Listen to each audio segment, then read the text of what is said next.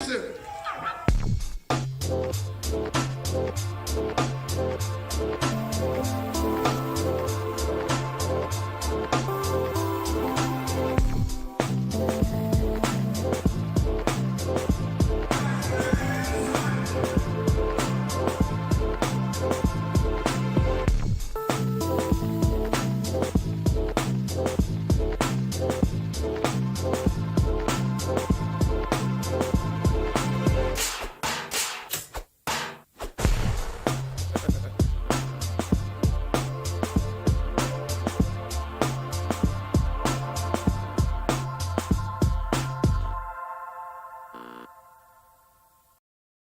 we're live, mother lovers.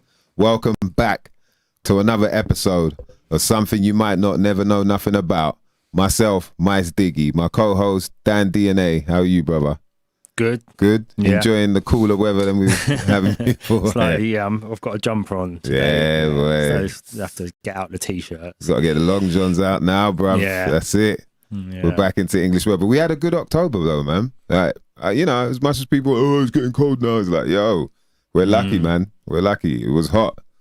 You know all what I mean? that spooky Halloween stuff always brings in, like, it's literally the crossover period of like the light and the dark. Ain't it? I feel like it's the they fireworks. set the clock, didn't they, as well? Yeah. They do that thing. They set the clock and then suddenly you get up and the you're clock's like, fuck going on? And then it gets to 4 o'clock and you're like, why is it so dark? Yeah. That's when they're like, they want you to know it's winter now. Yeah, it's just You that are in hell. spooky time and stuff. Yeah. It's all good, though. You know what I mean? Yeah. We stay warm out here. Shout out to the common senses in the building already. We appreciate each and every one of you, each and every time, mother lovers. Shout out to Turbo Turbolicious, Daniel Corey. Big up your more. Yeah, man. All the crew locked in right about now. Listen, man. We had a good one last week. Chatting with Apex Zero. He went in on the drummer, warrior, storyteller album. Broke it down. We got to learn a bit more about him as well as an artist.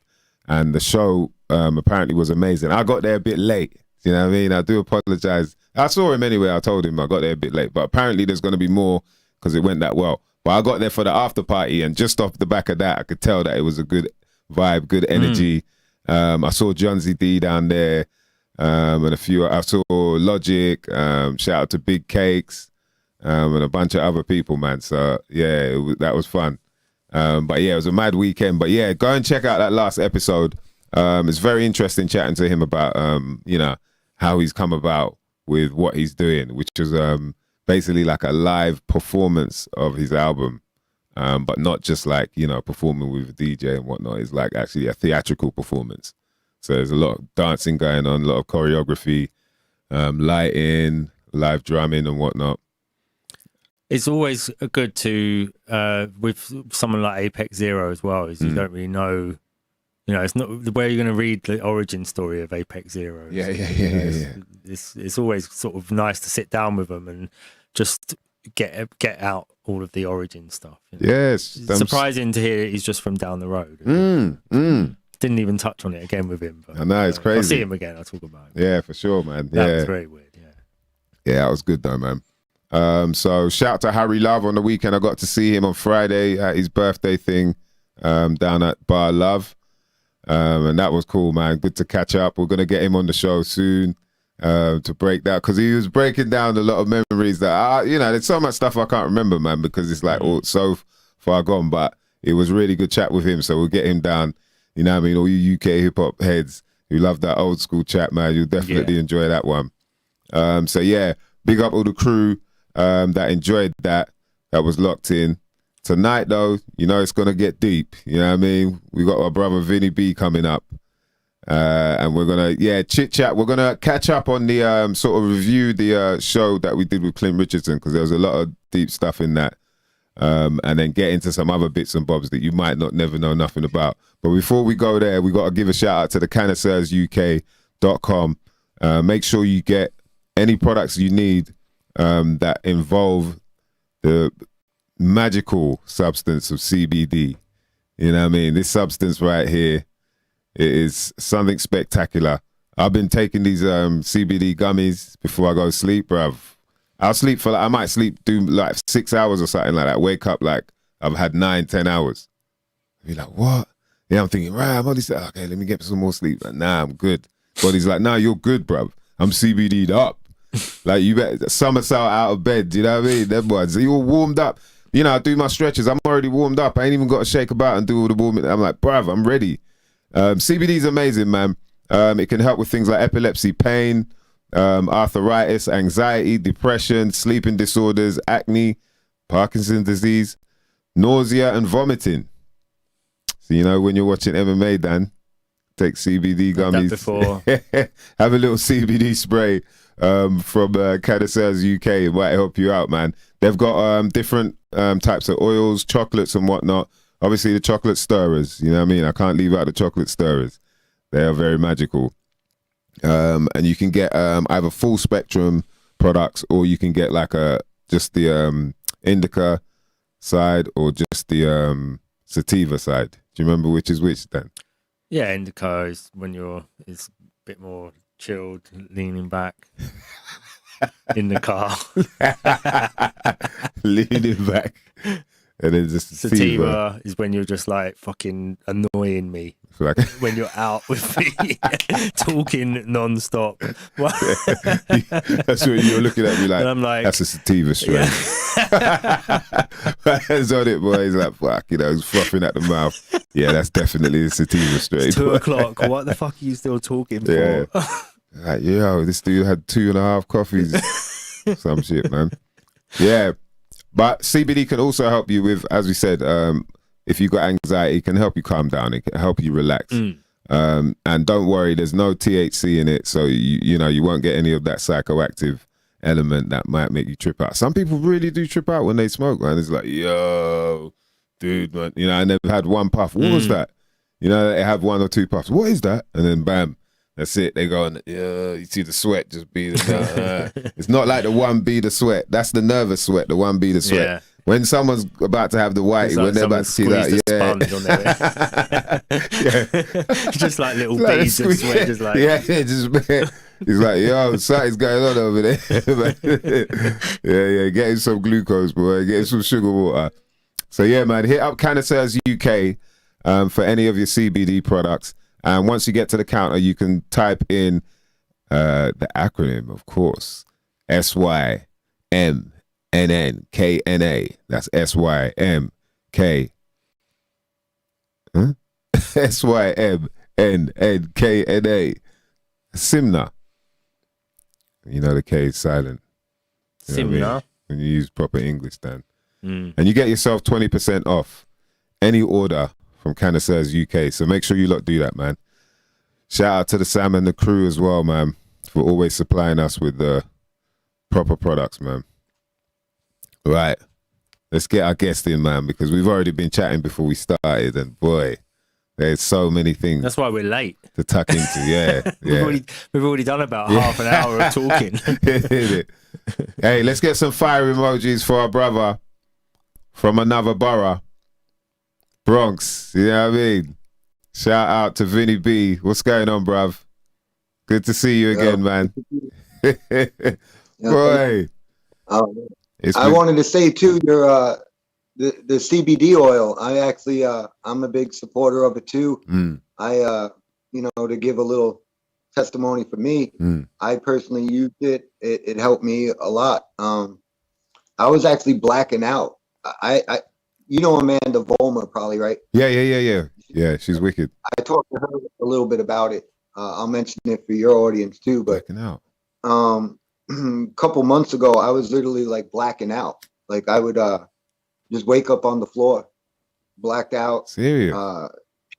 Pee myself. I wake up in a puddle of pee, blacked out, wondering what just happened, and I had no idea what was going on.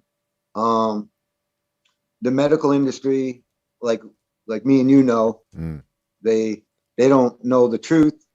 I knew that they weren't going to give me any answers, but so many people were worried. So I was like, fine, I'll at least take like a CAT scan, see if there's like a physical problem with me, which there wasn't. And they themselves admitted they don't know still to this day, science can't tell us what causes seizures. Mm. You know, they don't have a real explanation. So to me, you know me, I go with like the Dawn and David type and terrain theory and things like that. So to me, it was more like a stress thing I was going through with my daughter having to take shots and things with courts with my ex. So I think a lot of stress is what was causing it for me. But again, no science can't give me an answer. They're not going to give you guys an answer either. It's So hard. CBD oil was actually the only thing I went and did, and I stopped because I didn't know if it was seizures or what it was. You know, to me, I just, you know, fainted, and people would tell me like my eyes weren't rolling back, I wasn't foaming at the mouth, so I was like, maybe it's not a seizure, but the doctors and a lot of people try and tell me that they were seizures. So right away I thought of CBD oil, and I haven't had one since, you know, for months now. So, oh wow, you know. see it there. So yeah, there's definitely something to it. I mean, they say they use it for pets as well. I've seen people use it for dogs that have seizures or that have some form of, you know, like muscular something where they have spasms or whatever, and it eases it. So yeah, it makes a lot of sense, man. Was people with like you said, neurological damage or cerebral palsy type of seizures and stuff. So I do full spectrum. I heard you saying how they mentioned and indica is the body high, sativa is the mental high. more. But I like the way Dan described it. The way Dan described it was good. That's my spectrum. Yeah, I had to give him that so he could remember. Like in the car, you think of in the car. You know what I mean? You lean back like, yo, man. So that's the body high. Your whole body's like, yo, I can't move it. You know what I mean? Like the zoots in the ashtray, you're like, I can't even, bro, pass me the joint because I can't even pick up my hands right now. And then the sativa's like, yeah, bro, anyway, so what about it? And you're smoking one whilst rolling one. It's like, that's my little mnemonic that you've given me to like remember it. Yeah, man. But so I don't make an idiot of myself. I swear, when you're out in Amsterdam, like everyone else, do you smoke? No, I don't. I'm just. But that's the thing, man. Like, I definitely swear by the CBD products because, boy, there's so many things where I couldn't believe how, like, even like joint pain from working out or whatever, whether it be like muscular pain from, you know, like when you obviously when you, the more you work your muscles, the more they ache sort of thing. They call it, was it delayed onset? Was it Dom? Muscle soreness. Yeah, muscle soreness. And so that will bam, you can slap on CBD oil and that's it gone. In a few hours, you're like, what? Like, what? What is going on here? Do you know what I mean? It's crazy. And like you said, you sleep better. You definitely seem like you get a better sleep. Definitely. And my mind felt sharper. I felt like it wasn't as cloudy. You know, like I felt more on point with the CBD. And like you said, you don't get high from it. No. You know, but I felt more sharp. Yeah. I think I'm definitely with you on that. It's interesting. Like there is CBD that can get you like, you know, you want to go sleep. Basically, you have a bit of it, and then it's that strong, but it's not. It's not on the psychoactive vibe. Do you know what I mean? It's weird, but you'll definitely be like, is it that like Delta 9 or something? Yeah, Delta 9 yeah. See, yeah, you know, yeah, you know. But Dan knows about Delta 9. Yeah, you heard about it. You heard about it. Dan Dolph. Yeah. Jeez, man. So yeah, Vinny, man. We want to thank you. Thank you. About that. Thank you for coming on the show. Always we appreciate, man, the information that you managed to get across over to us, and linking us up with Clint Richardson, man. That was a fun interview that we had with him. That was a great show, man. Both you guys did great, and Clint killed it, man. Yeah, I was so impressed. I mean, I've heard Clint before, but I don't know what it was, but I just feel like he crushed it, like on the show. Like, he can go in. I talked to him after the show, and he talked about how great he felt with you guys, how much he enjoyed you, the host. Oh, wicked. You know, he felt at home. He had a good time. So, that's good, man. You know, I wicked. think that was a great show. Thanks for that, And man. I even learned some stuff in that. I was like, oh, wow, I never heard that. Like the one where he was talking about the bloodlines. That's what was. I was like, oh, Clint, I didn't know you were gonna go there. You know, Yeah, that was out of the blue for and I didn't real. know he was going into the bloodlines. Well, it's the Yeah. thing of like why what I really liked is how he put it across that, you know, the world that we see, like everything we see on the screens and, you know, on the papers, and, you know, here on the radio or whatever, is all sort of just a made up world. You know what I mean? Like the Matrix in a way. And, you know, and then you're like, all right, what do you mean by that? Because people always say that. But then when he's like, okay, for instance, you know, all the presidents are all related. I was like, what? And, you know, he's not going to just say that. He's very prideful guy about the information that he puts out there. So, you know what I mean? But you could look it up and there are people that have done it. There's endless people that have done it. You could see it on. My buddy, Fritz Springmeyer. Yeah. He's the guy who broke it down.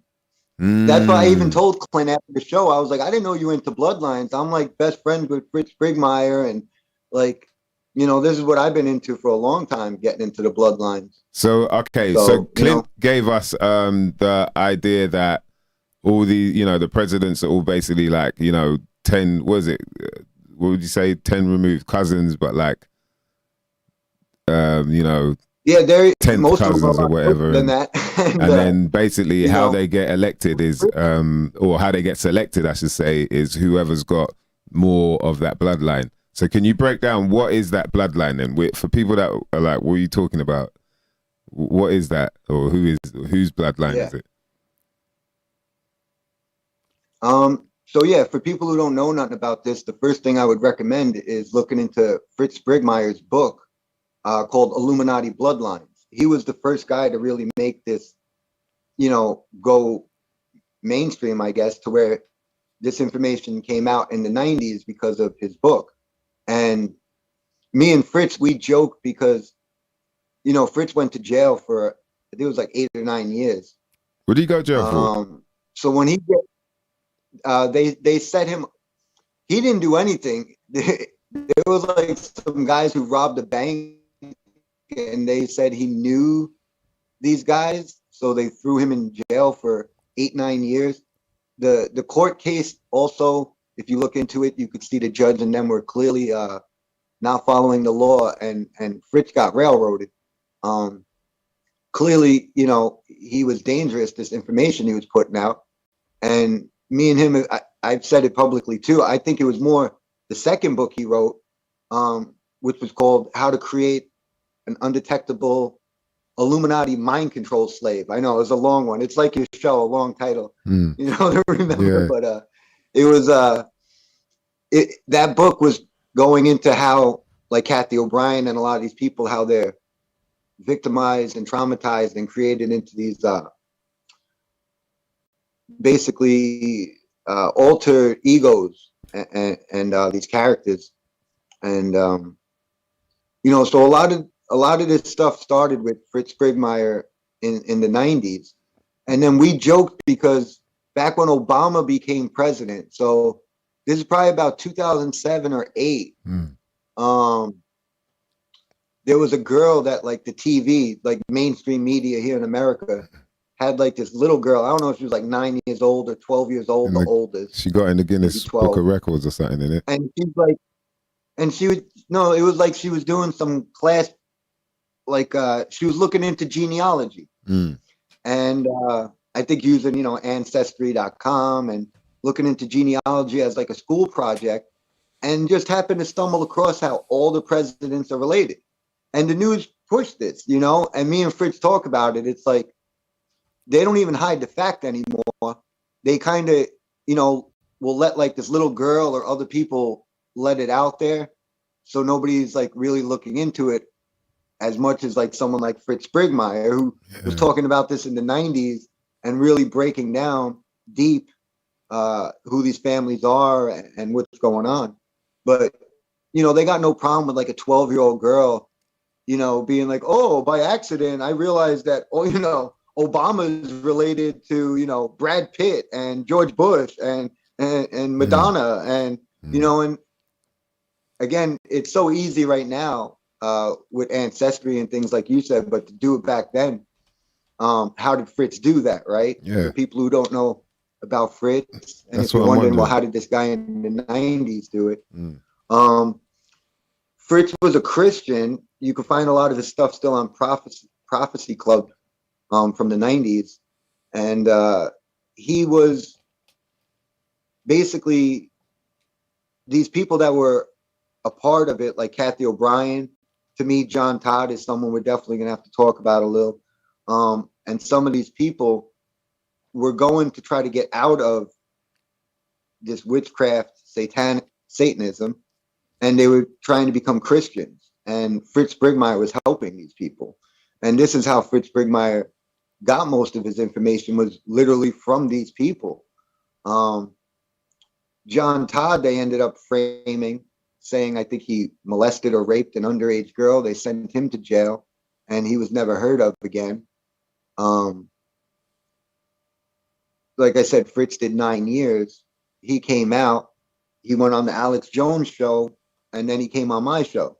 And we've been friends ever since. I got a lot of respect for Fritz. I think, you know, he's an amazing guy. He's the real deal. And for people who want to get into bloodlines of the Illuminati and what we're going to talk about a little bit, the first thing I would recommend is start looking into Fritz Springmeyer's book.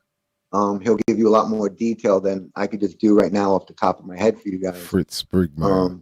It's an interesting name. Yeah. Right when you were doing the Clint show, a couple days before that, I was on Killer Priest show and I brought Fritz with me. And, you know, we got to do a little bit of it. He didn't get too much into the bloodlines. He was more talking about Russia and stuff going on now and other stuff. But, you know, he's the guy. Yeah. And I would tell people to go check that out.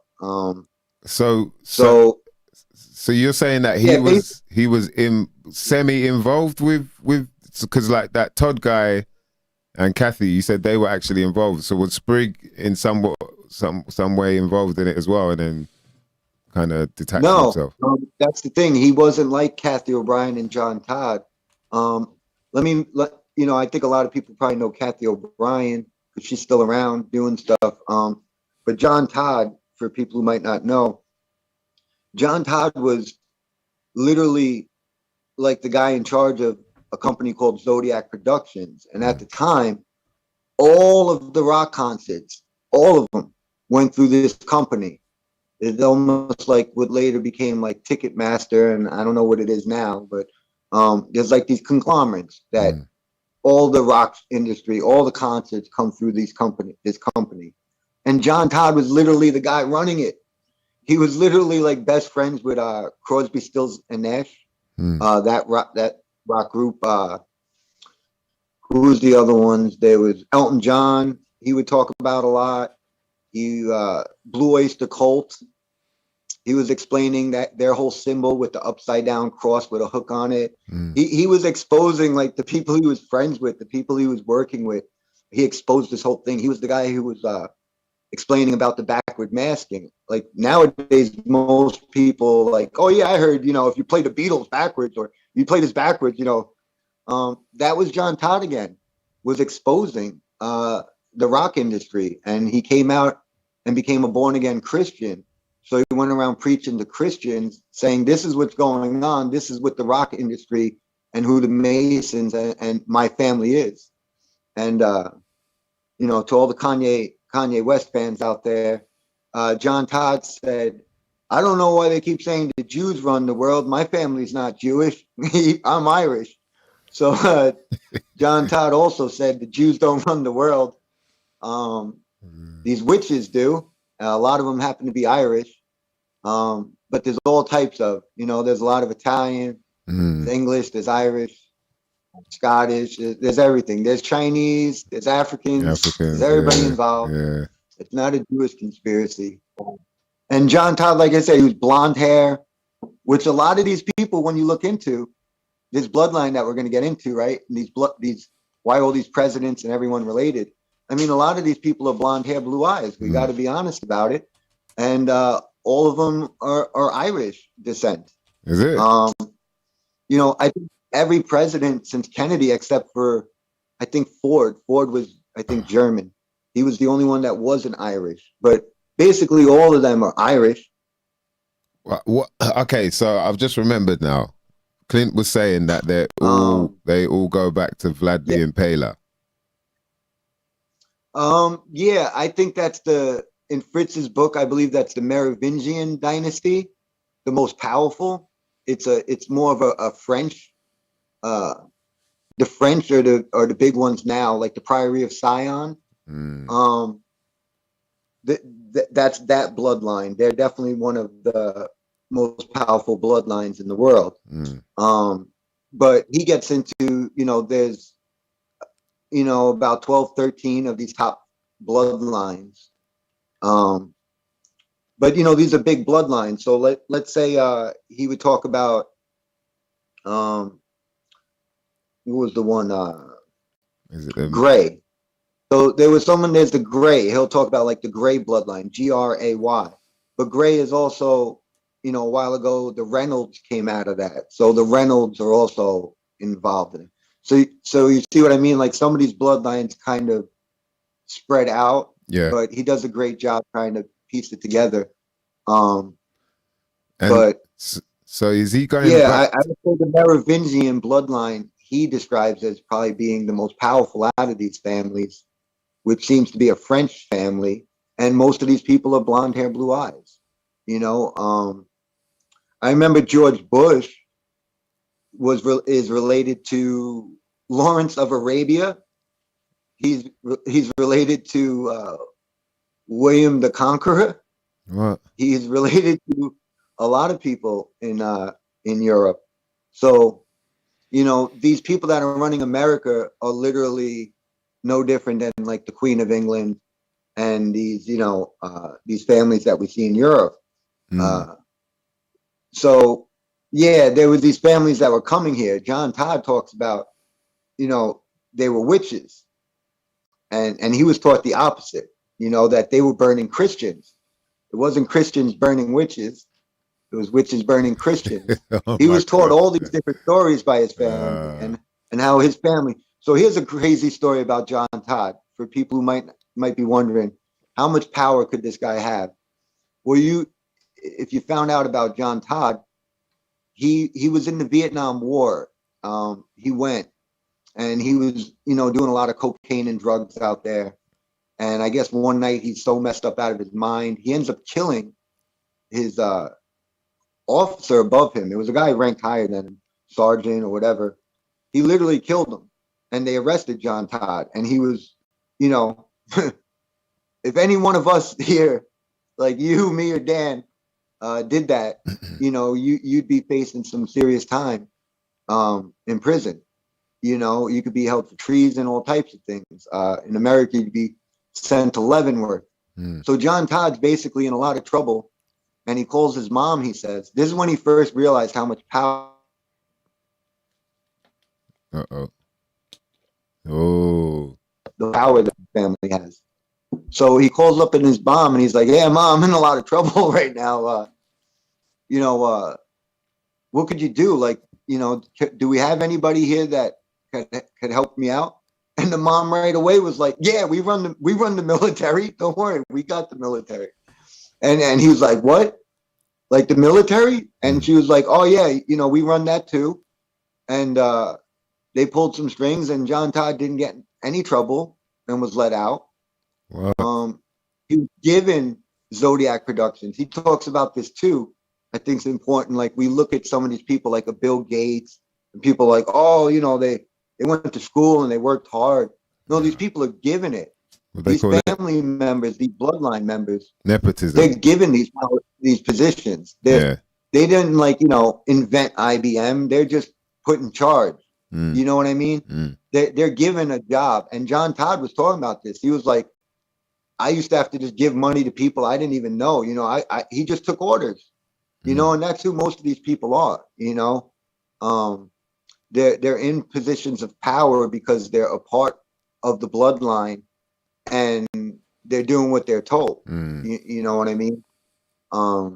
So if you do that, you could be like Bill Gates and these people, and oh yeah, he invented IBM. He's one of the most richest men in the world. Blah, blah. It's all nonsense. It's because of who Bill Gates' daddy was and his agenda, and you know, he's pushing their agenda. So that's why he does so good. You could have family members like, let's say, Princess Diana, that you probably all know a lot about, and Princess Diana was clearly the bloodline, even more than Charles, right? And So how does that work then? When you're saying that, because well, well, because I don't think it's fully like Clint said, where it's like whoever has the most bloodline is the guy who wins. I think it's, you know, the bloodline matters. That's, you know, where they're farming, where they're farming their players from is from their families, you know, but it's really down to who's the biggest sellout, who's the biggest bootlicker, as I like to call it. You know, who's going to push the agenda, who's really for it. So when you got Bill Gates, who has no problem going and creating genocide in Africa or wherever,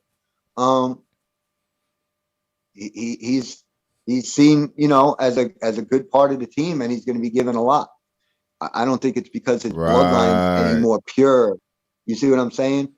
It's the bloodlines matter, but they also still have to make sure, because there's good people like Diana. Diana never fit in with these people. She always openly talked about it. She did not feel like she fit in with these people. You know, she was a good person who had a good heart, you know, probably, you know, was happy being in love with that Arab guy who was also a billionaire and very powerful. It's not like she left him for some guy at McDonald's, you know what I mean? It was like the guy was still a pretty powerful dude, but it was still an insult. It was still no way you're going to let our bloodline mix with that bloodline. And it was all about that to me. You know, they were not going to let her have a baby with an Arab, you know, that's outside of their bloodline. Yeah, that's what you're more. The bloodline is real, you know. There's a lot of truth to the bloodline stuff. A lot of evidence. One of our comment censors, you're more. She's saying it will be who's the most compliant to do their bidding. Cheesy saying exactly. Yeah. Shout out to King Chico, big up to Gleam in the building. Yeah, and I guess it makes sense in that way. And what you said, and that, you know, what made me point that out was that what you said about the fact that, so he goes and does that, and then bam, they're like, okay, look, yeah, he's doing well, because he's also publicly doing it. Is that the idea? Yeah. Yeah. So that's you know, they're going to promote you also, you know, and they're going to take care of you. You're allowed to go to Epstein Island, like Donald Trump, like Bill Gates, like a lot of these guys who aren't in trouble for it, right? You know, so, you know, the blood, it's almost like masonry. We get into masonry real quick. I've met people where their families are generational Mason, you know, and they're very powerful families because they're part of this bloodline, right? And most of these people, just to get it out there, blonde hair, blue eyes. And but then there's also the people that aren't bloodlines that become Masons, right? You know, like Michael Jordan or someone, you know, or Shaquille O'Neal, right, is a Mason, you know, but is Shaquille O'Neal the bloodline Mason from Europe? Okay, no, so, you know, his family hasn't been, what? Yeah, okay, but what I was going to ask is, so, you know, there's the notion of like all the sort of Moors and Sephardic Jews that came over or went over to America from Europe back then, and, you know, the idea of what they look like and blah, blah, blah. So how does that work then? Because there are some people that say they're of the same bloodline that you're talking. Like, it's actually all a mix up, and then it's sort of been, you know, cleaned out in their sense of like, all right, now you're pure blood. Well, yeah, no, I do agree with that, and you're probably talking about maybe some of the work that like Kamiru and some people are doing, on those subjects, right? I agree with it, and but there has been a whitening out of this bloodline. I mean, clearly we're not looking at that now, are we? When we look at the Queen of England and we look at these people that are ruling, they, like I said, seem to be blonde hair, blue eyes. So, you know, why did they breed themselves out? Like, it doesn't make sense to me, you know, that they would like breed themselves out. That's the part that's confusing, and I guess like see, to me, we should just get into a little bit, like, we'll go into the little hat, big hat thing real quick, right? Okay.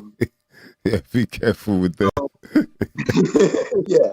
So this is how I see it, right? Especially with this Kanye West thing that happened, you know, a lot of people right away coming to me, oh, Vinny, you see, you know, he's talking about the Jews and he gets in trouble and he, you know, he lost this, he lost that, you know, and the Jews do this, the Jews do that.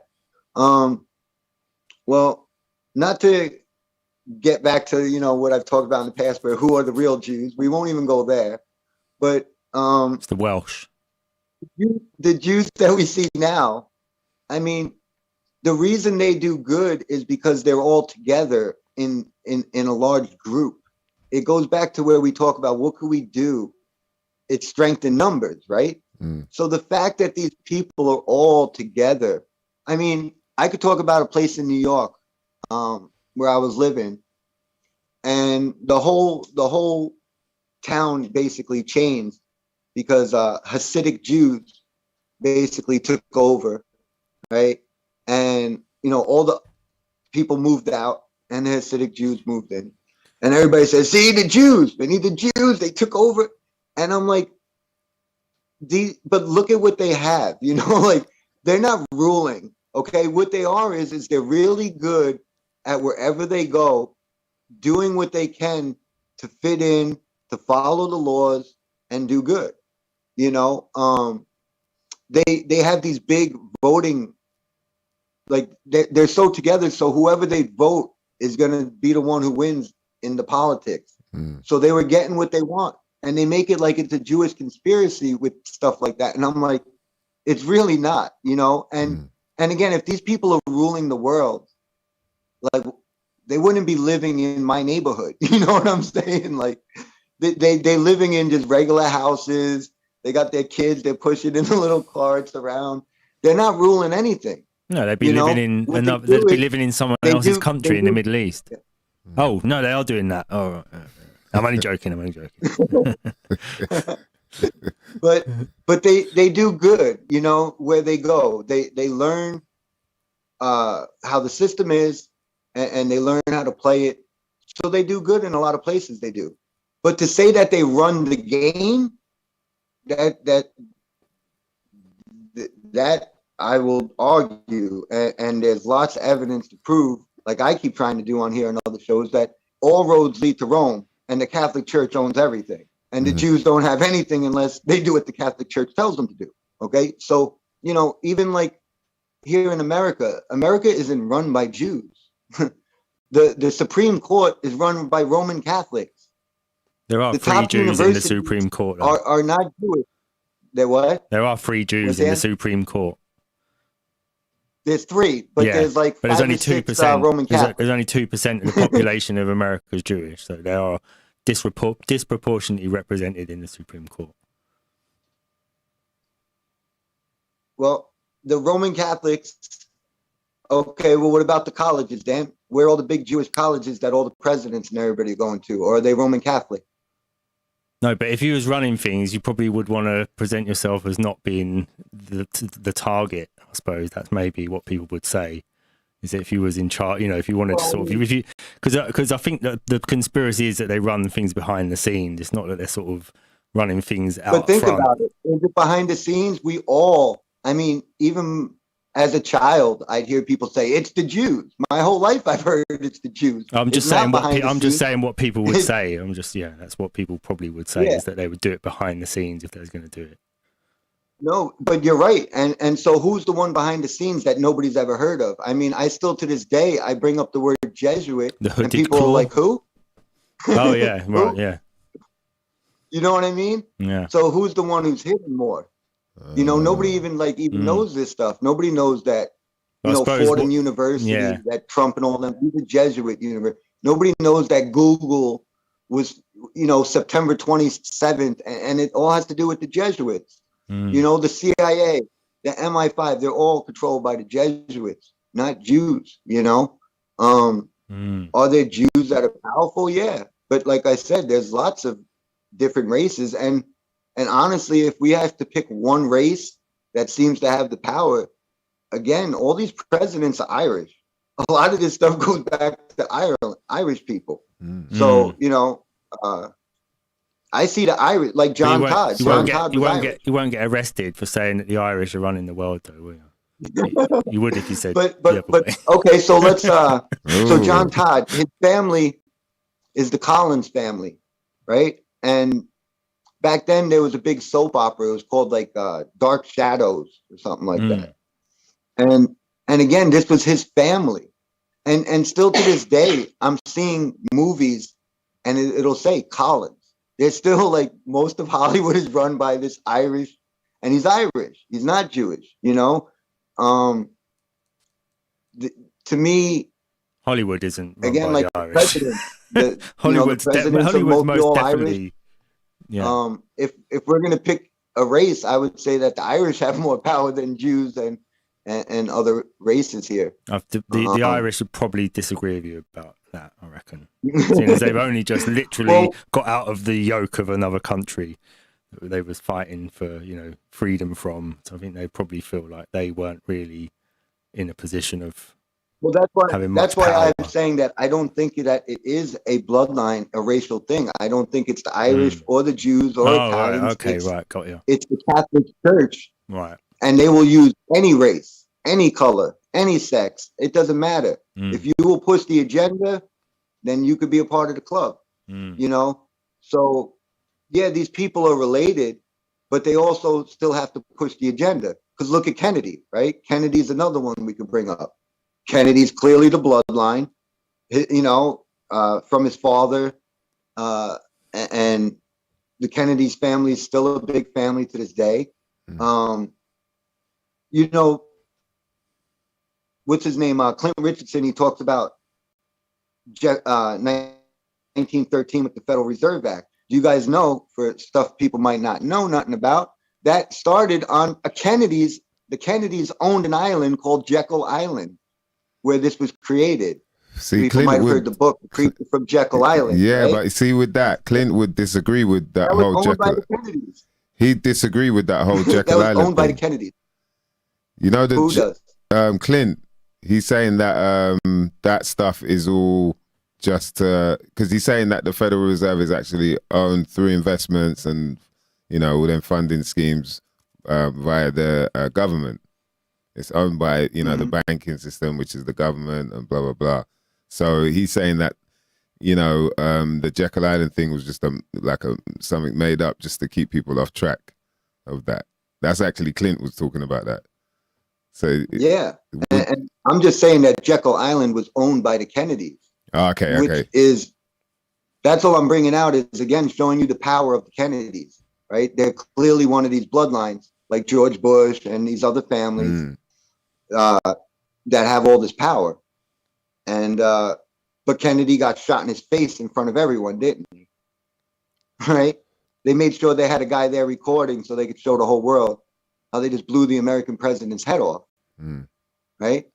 And that was, again, what? To show that we could kill the American president right in front of the whole world, and ain't nobody going to get in trouble for it. And that's literally what happened, you know? So Kennedy proves that, you know, some of these people can, you know, be good people that want to do good, you know, that find out about something and don't want to push the agenda, you know? That's why, like, even Masonry, there's so many degrees, there's so many rituals, there's so much that they're doing to test people to see how much they can give you, how far are they willing to take you.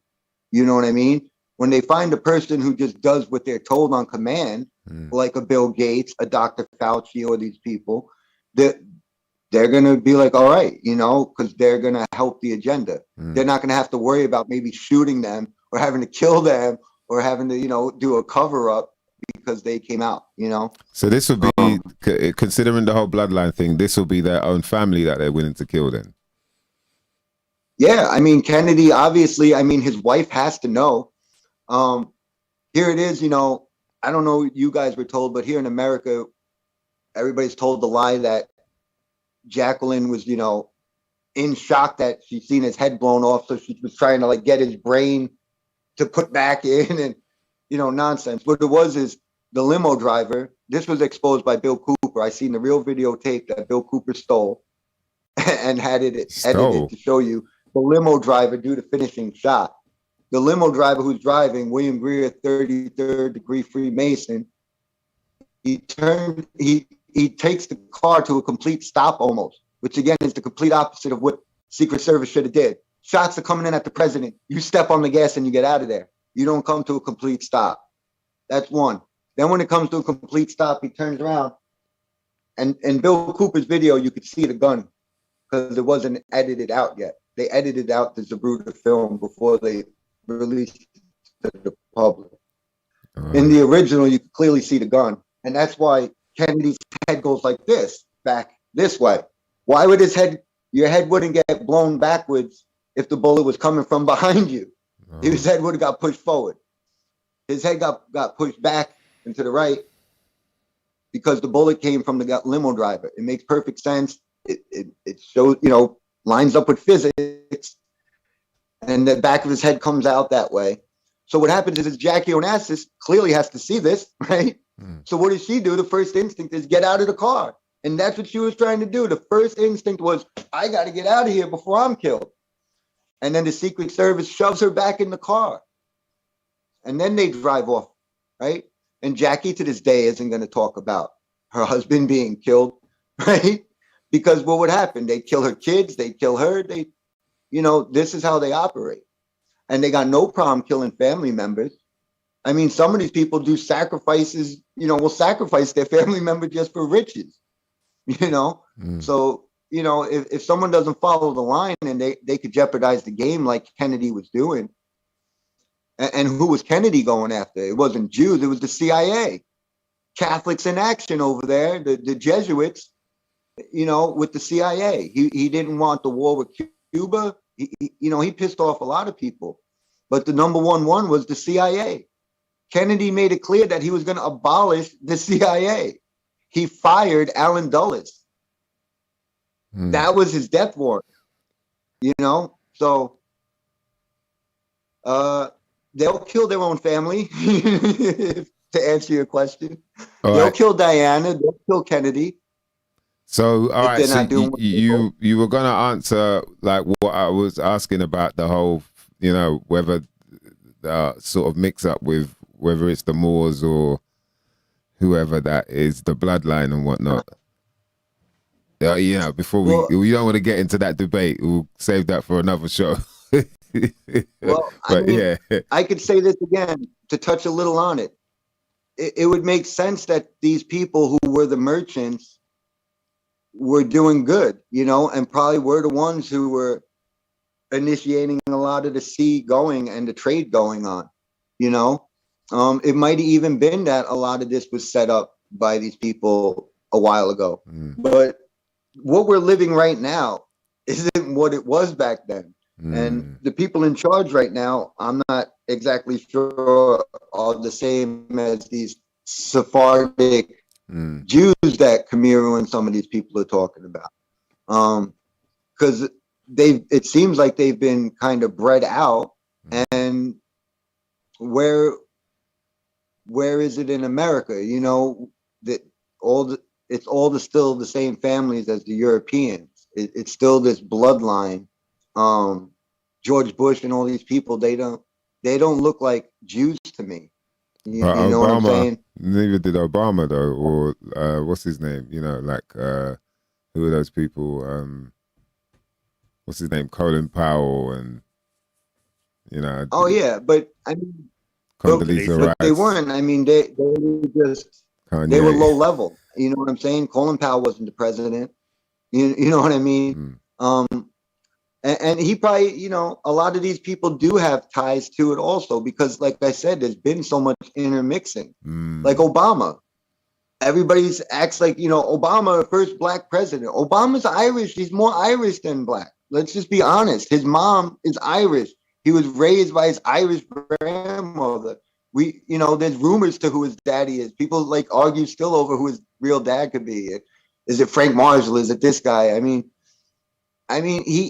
he's Irish too. You know what I mean? Why are we not talking about his Irish mom, his Irish grandma, and how he was raised by Irish people? But you know, right away, people are like, oh, he's black. But isn't Obama? Oh. There's been a lot of intermixing. You know what I'm saying? Yeah. But Fritz Springmeyer and people could show that the American presidents and all these people are related. And what are the odds of that? It's not possible that could randomly happen. You know what I'm saying? Like all the people, the billions of people out there, and it's just this same family that ruling all these places. The odds of that are just, you know, it's not, it couldn't be just natural. You know, so was he digging this has into? To be a conspiracy. Was he digging into like public records and things like that to find this out at that sort of time? Later on. Yeah, they got a lot of evidence from that. Yeah, and it was these families helping them, just like Kathy O'Brien and these people. They were being groomed. I mean, Kathy O'Brien, she said some crazy stuff about Hillary Clinton and some of these people. Like, I mean, I don't even want to talk about some of the disgusting things that Hillary and them were doing to Kathy O'Brien. You know, so a lot of it is coming from these families, because a lot of this isn't mainstream, or it wasn't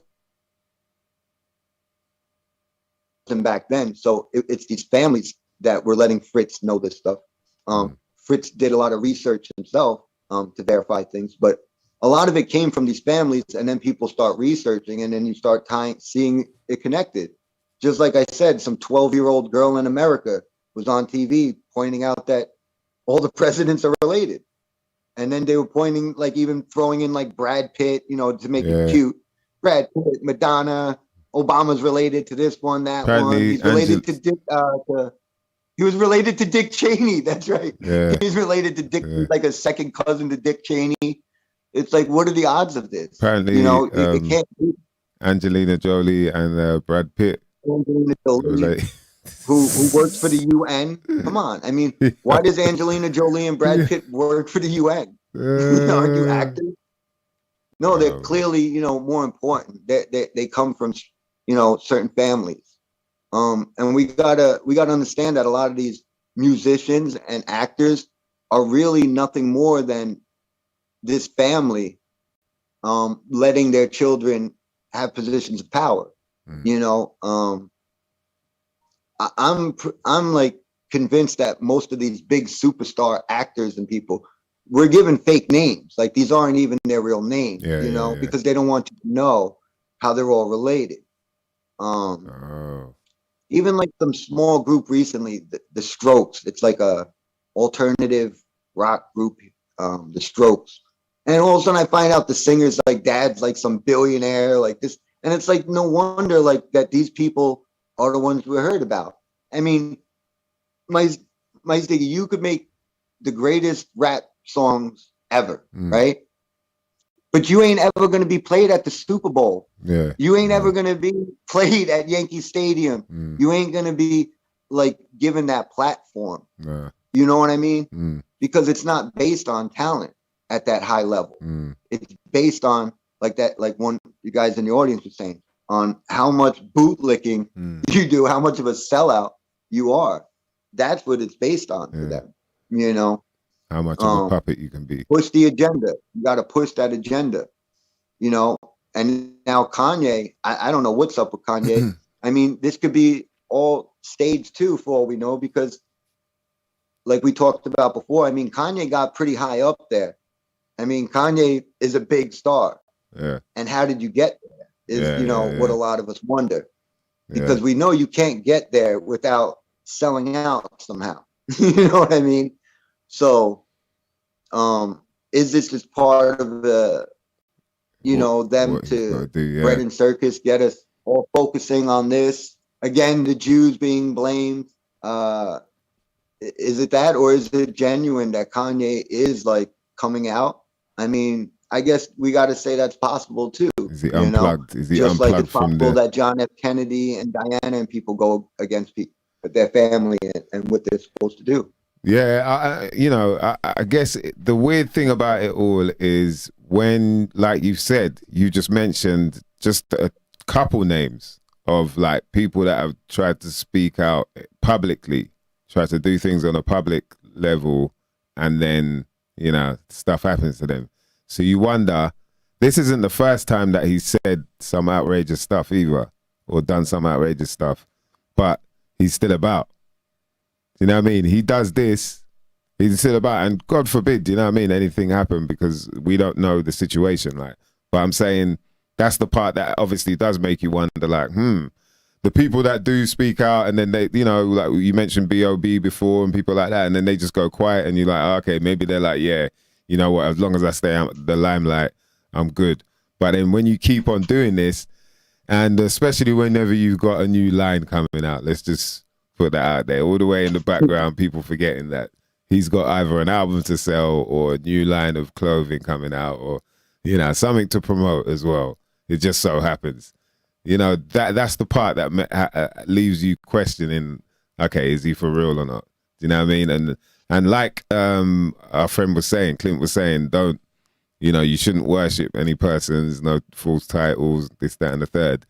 That's the part that I think we should all focus on as well. Is like, okay, regardless of what he's saying, but whether you agree or not, don't let your emotion get too attached to it, because you still don't know anyway what's going on, you know.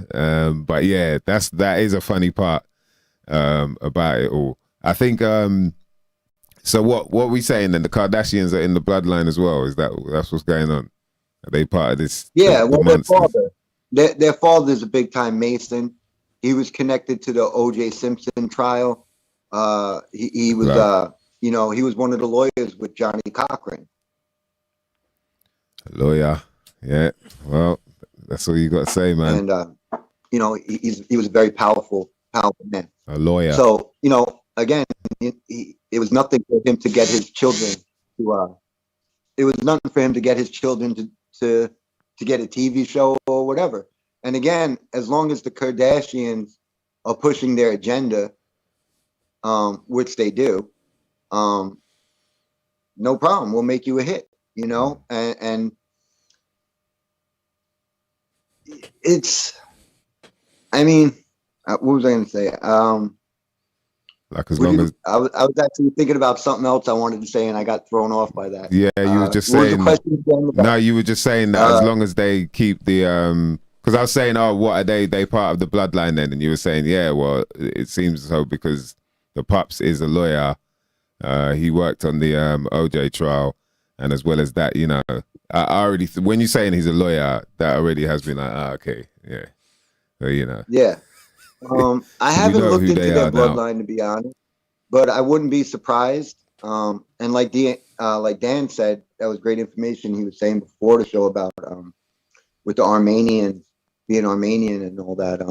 Oh yeah, did you? They could definitely be maybe a bloodline. I haven't looked into it, but they could just be, again, it could just be through the father being a big time Mason who proved his loyalty for a very long time, you know, and this is what he did, you know.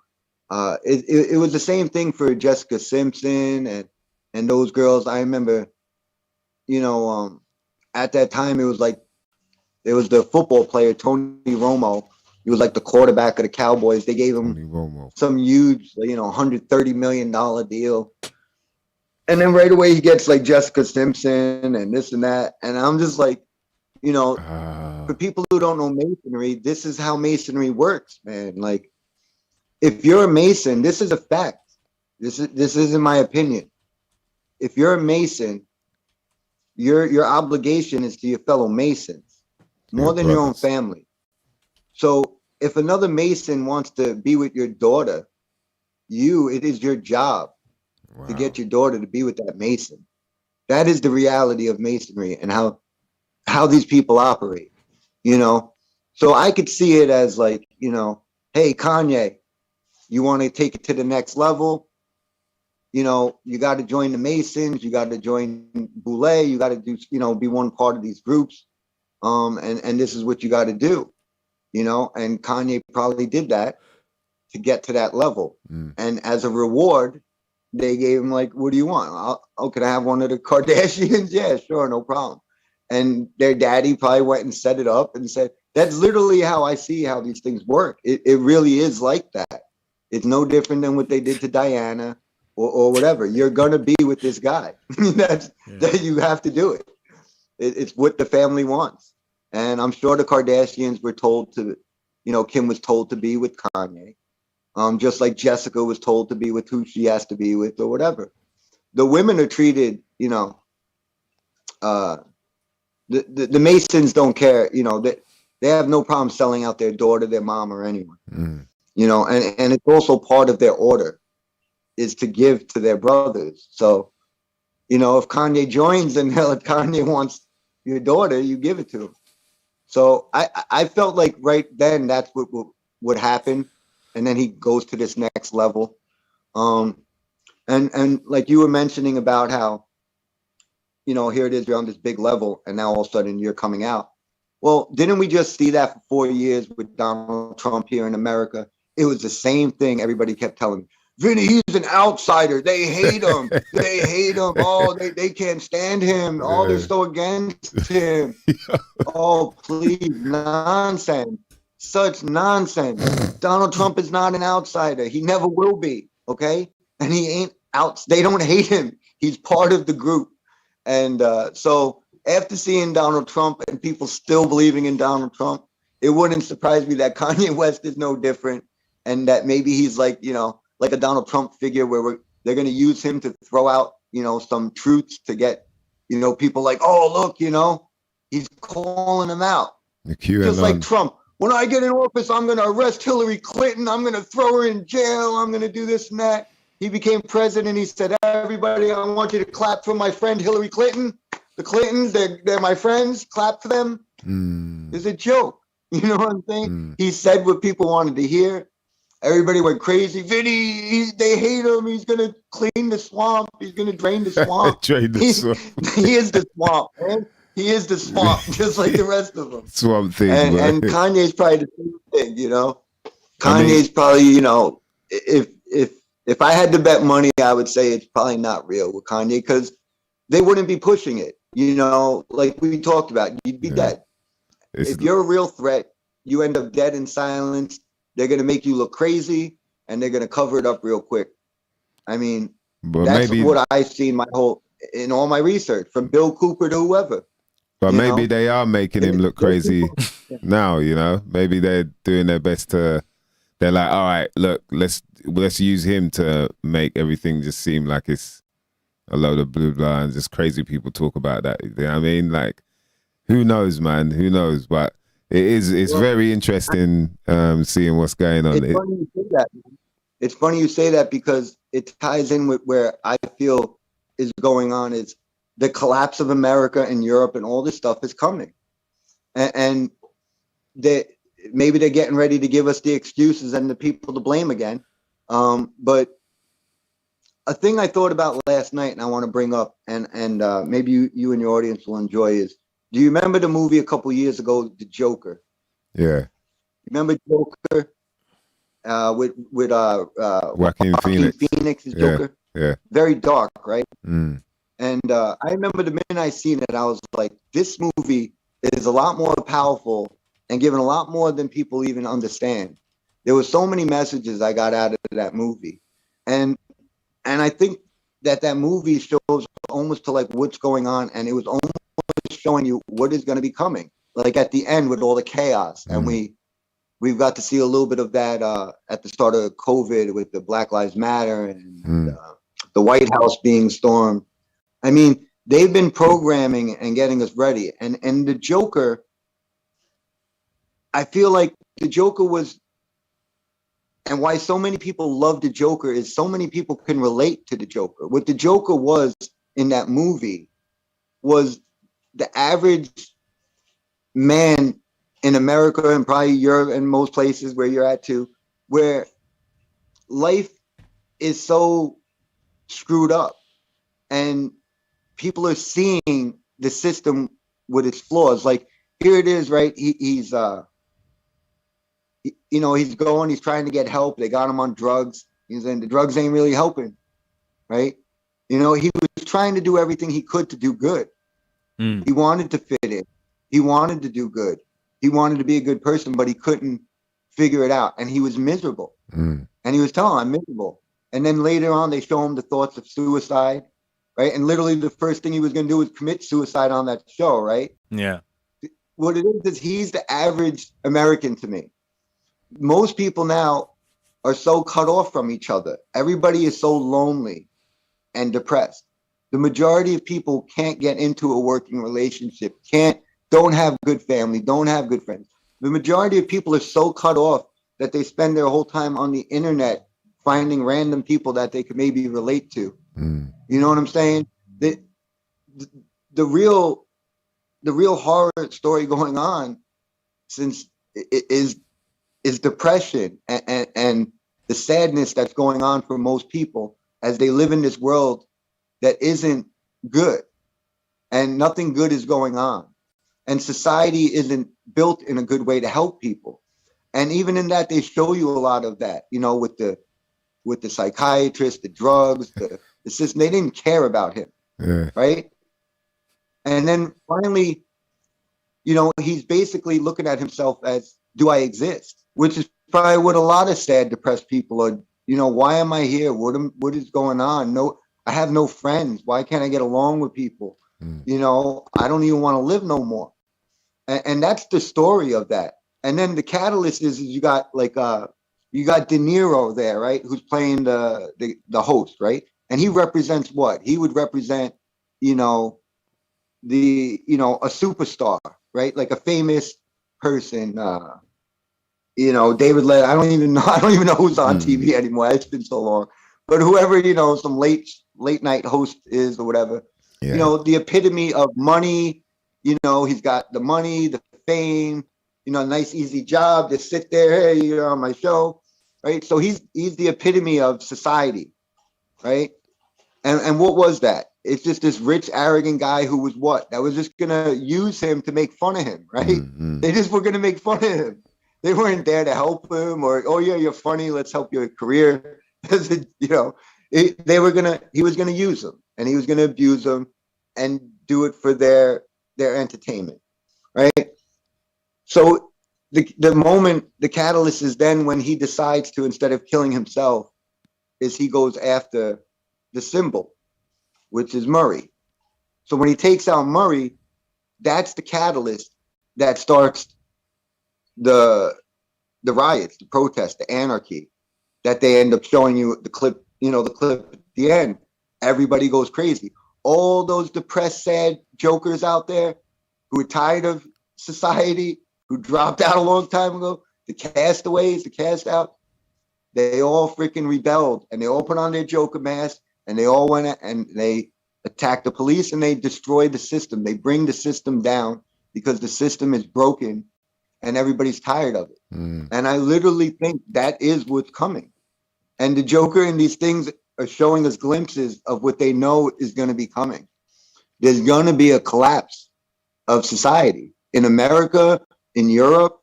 And, I keep saying, I really think it's going to be pretty soon, like within the next 2 or 3 years. What, you think it's going to be like a revolt in that way, though, in the similar way of the film, or just like, in a civil way? I think that was showing it. Me personally, I've been saying the way I see it is it's Donald Trump. I don't care what anyone says.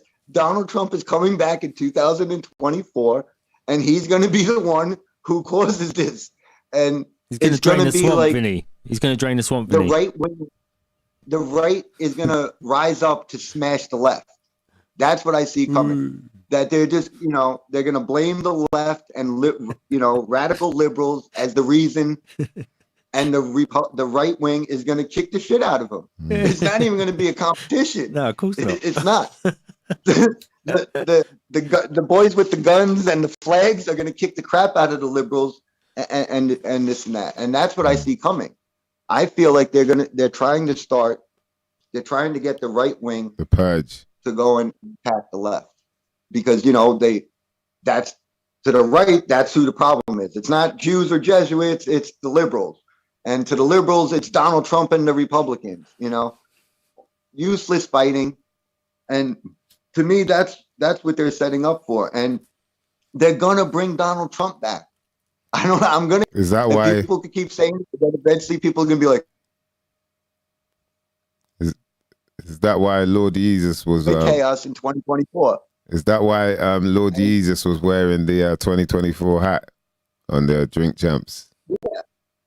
Yeah. Well, you see, Kanye's all about promoting Donald Trump too, right?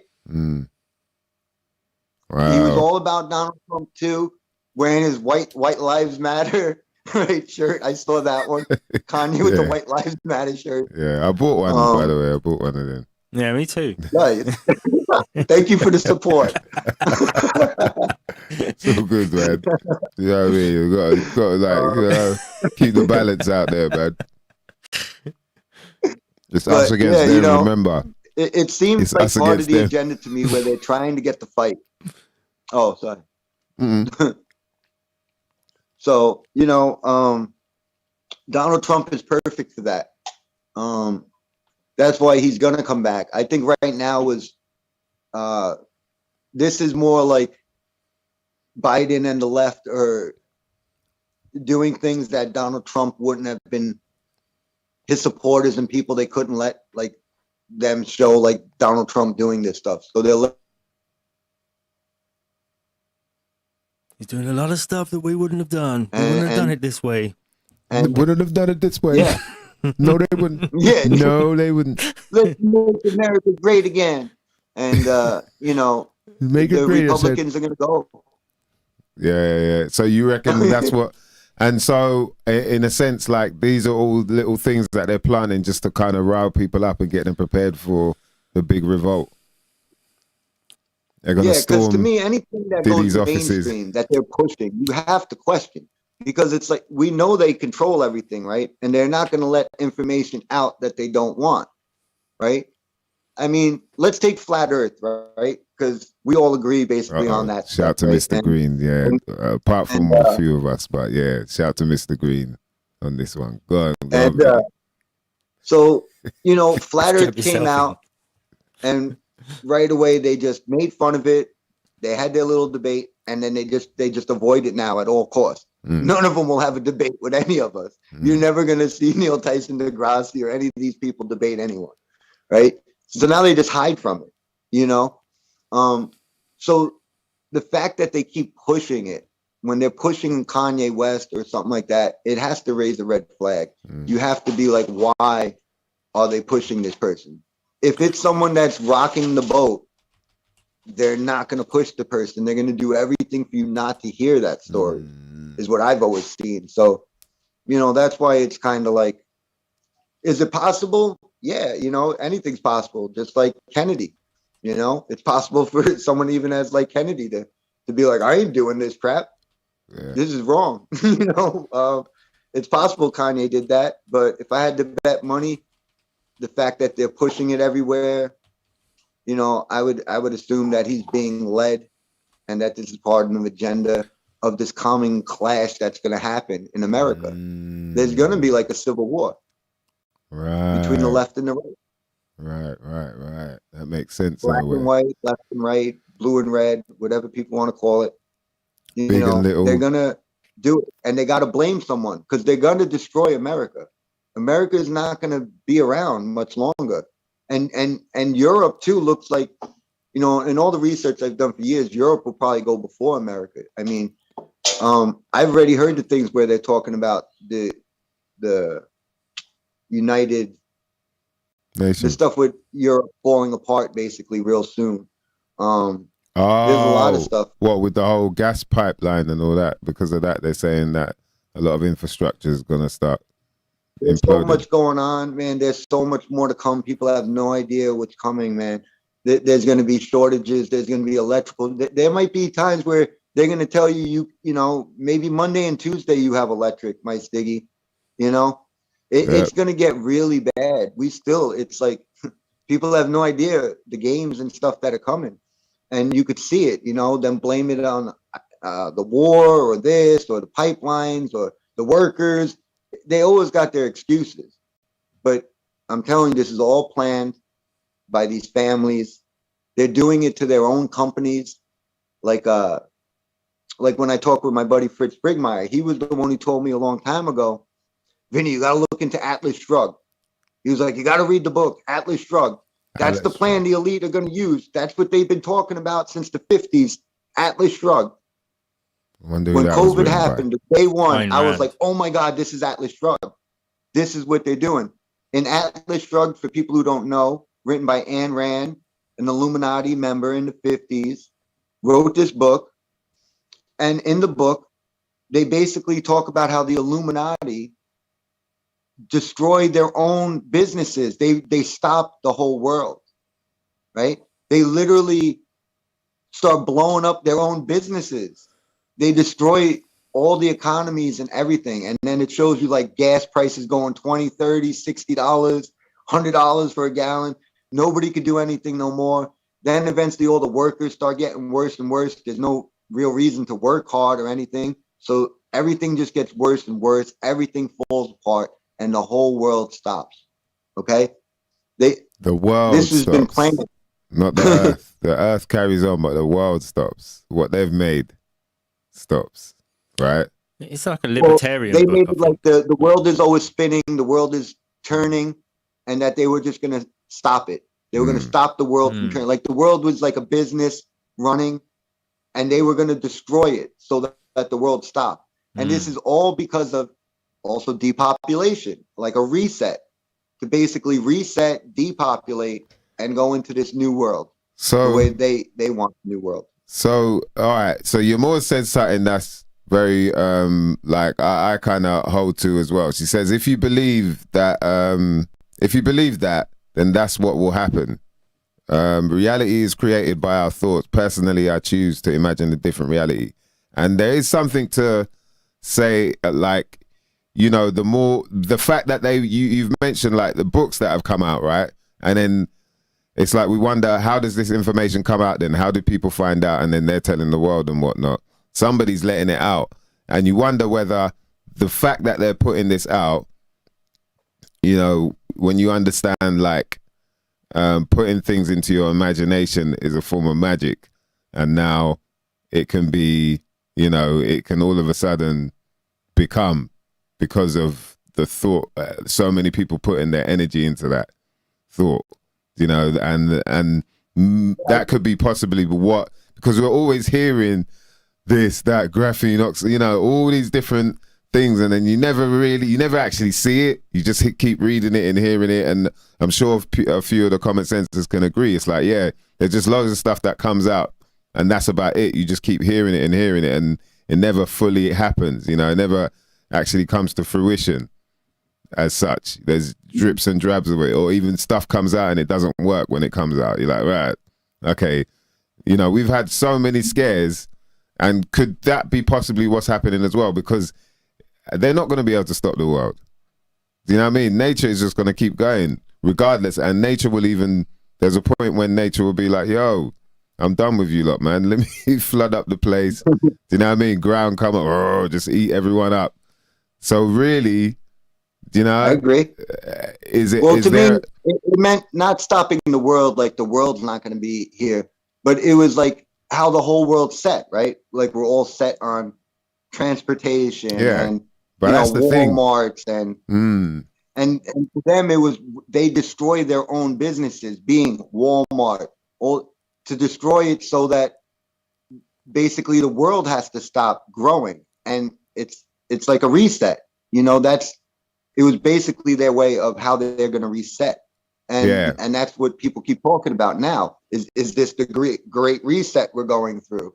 I mean, it ties in to this story. And that's why when COVID happened, right away, when I heard them talk about the essential jobs, the essential workers, only certain things got can be open. Yeah. That was the thing where I was like, oh my God, this is Atlas Shrugged. And then I watched as basically everybody was told they couldn't work, but Burger King and McDonald's could stay open and are essential. Yeah. Walmart's essential. Yeah, the liquor store but is you know, essential. the landscaping company can't. The roofer, you know, can't. The guy who owns his own store, the bar owner can't. But McDonald's can. That's when I was like, oh my God, this is. I think this is it. This is where they're going to destroy the economies and their own businesses. Okay, people would think like that's crazy. Why would they do that? Because it ain't about money. When you already have all the power, you know what I mean? Like they don't need another $1 billion. You know what I'm saying? It's bigger than that to them. What's bigger is the plan, the agenda, which is a new world order. It's all over the money. It's been everywhere. It's all the Masons and these people talk about forever. It's a new world order. So this is the thing. This is what I'm saying. So like you said, it's a new world order. And, you know, that was why it was a good conversation with Clint, because he kind of like, when you split the two, when you're like, okay, the world and the earth, they made up this term, the world.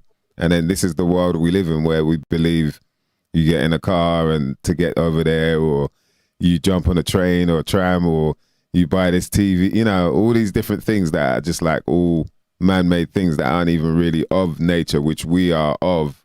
And so that will keep going, and I'm sure we can keep going off the back of that. We'll learn like, okay, this is how we're going to trade. This is out there for that, you know, bloodline to have some form of, what's it called, step-by-step plan.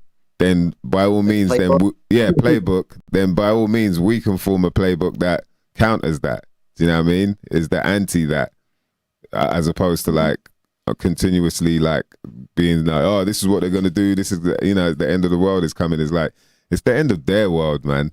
It's the end of what they want. So you know what I mean? They want to try and build a world that they can fully control people, but it can't happen. That's impossible to do. Otherwise, it would happen ages ago. Do you know what I mean? Like now, where so many people are waking up to the reality of what we're living in, I think it's going to be a lot harder to do. And also, I think there are a lot more people that are willing to sort of, what's the word? Like sync up some form of way that we can continue a life similar. It might not be exactly the same. We're having all the luxuries that we used to, but a lot of them luxuries aren't good for you. Do you know what I mean? A lot of them luxuries aren't even really good for you anyway. So people just have to get with it, man. I told people already, start fasting, man. Get into that intermittent fasting or something. Because boy, you know what I mean? You never know that time you had to skip a couple meals. I wanted to say with the comment you made, and I agree with that guy about the power of the mind. And it reminds me of the great job Dawn and David did on your show. When they brought up the story of the guy, you know, where they made him think he was being killed and then he died. I mean, I agree. I know the power of the mind. So I agree with the person in your audience on that. But I wasn't meaning it like that they're doing that so that we think about it and manifest it. To me, it's their game plan. It's their goal. It's what they want, like you were saying. What they want. What they do is they're putting it out there, not so that we manifest it, but so that when it comes, you already have an idea of how to think. That's exactly what they did with COVID. Okay. We could get into Utopia, that amazing UK show from 2013, I believe. Okay, Utopia. You can't watch Utopia and look at COVID the same, right? You can't, you know. Why did that come out in 2013? Why were there movies like Contagion and this and that? Okay, was it to get us so we would manifest it? No, it was so when they came with COVID, everybody would be like, well, I saw a Contagion, I saw this movie, and this is what happens. You wear a mask, you do this, social distance, blah, blah, blah. Germ theory is real, right? They've been being programmed, you know, so when the event happens, they know how to act, right? So what I'm saying is there's an event coming where America and the world is going to change. So they're getting people ready for that. Mm. You know, not trying to manifest it. And you know, you talk about, do they have the power to do it? I mean, World War I, World War II, didn't they get the whole world like to be killing each other? I mean, they have the power to kill and make things happen. Do they have the power to kill every living thing all at once? No, I don't think so. But can they destroy these countries? Can they destroy economies? Could they get us in wars? Yeah, they definitely could. Mm. They definitely could, you know, in my opinion. Yeah. I mean, I guess I just feel like it, and it's probably the same thing, and it's all to do with perception, but it just feels so obvious that, do you know what I mean? That if they tried to do that, it would be like, okay, look, man, you lot can't keep doing this now. You know, we get it now. We see what's going on. There are a lot of people. Yeah, even Kanye sees it now, huh? Even Kanye seeing it. yeah.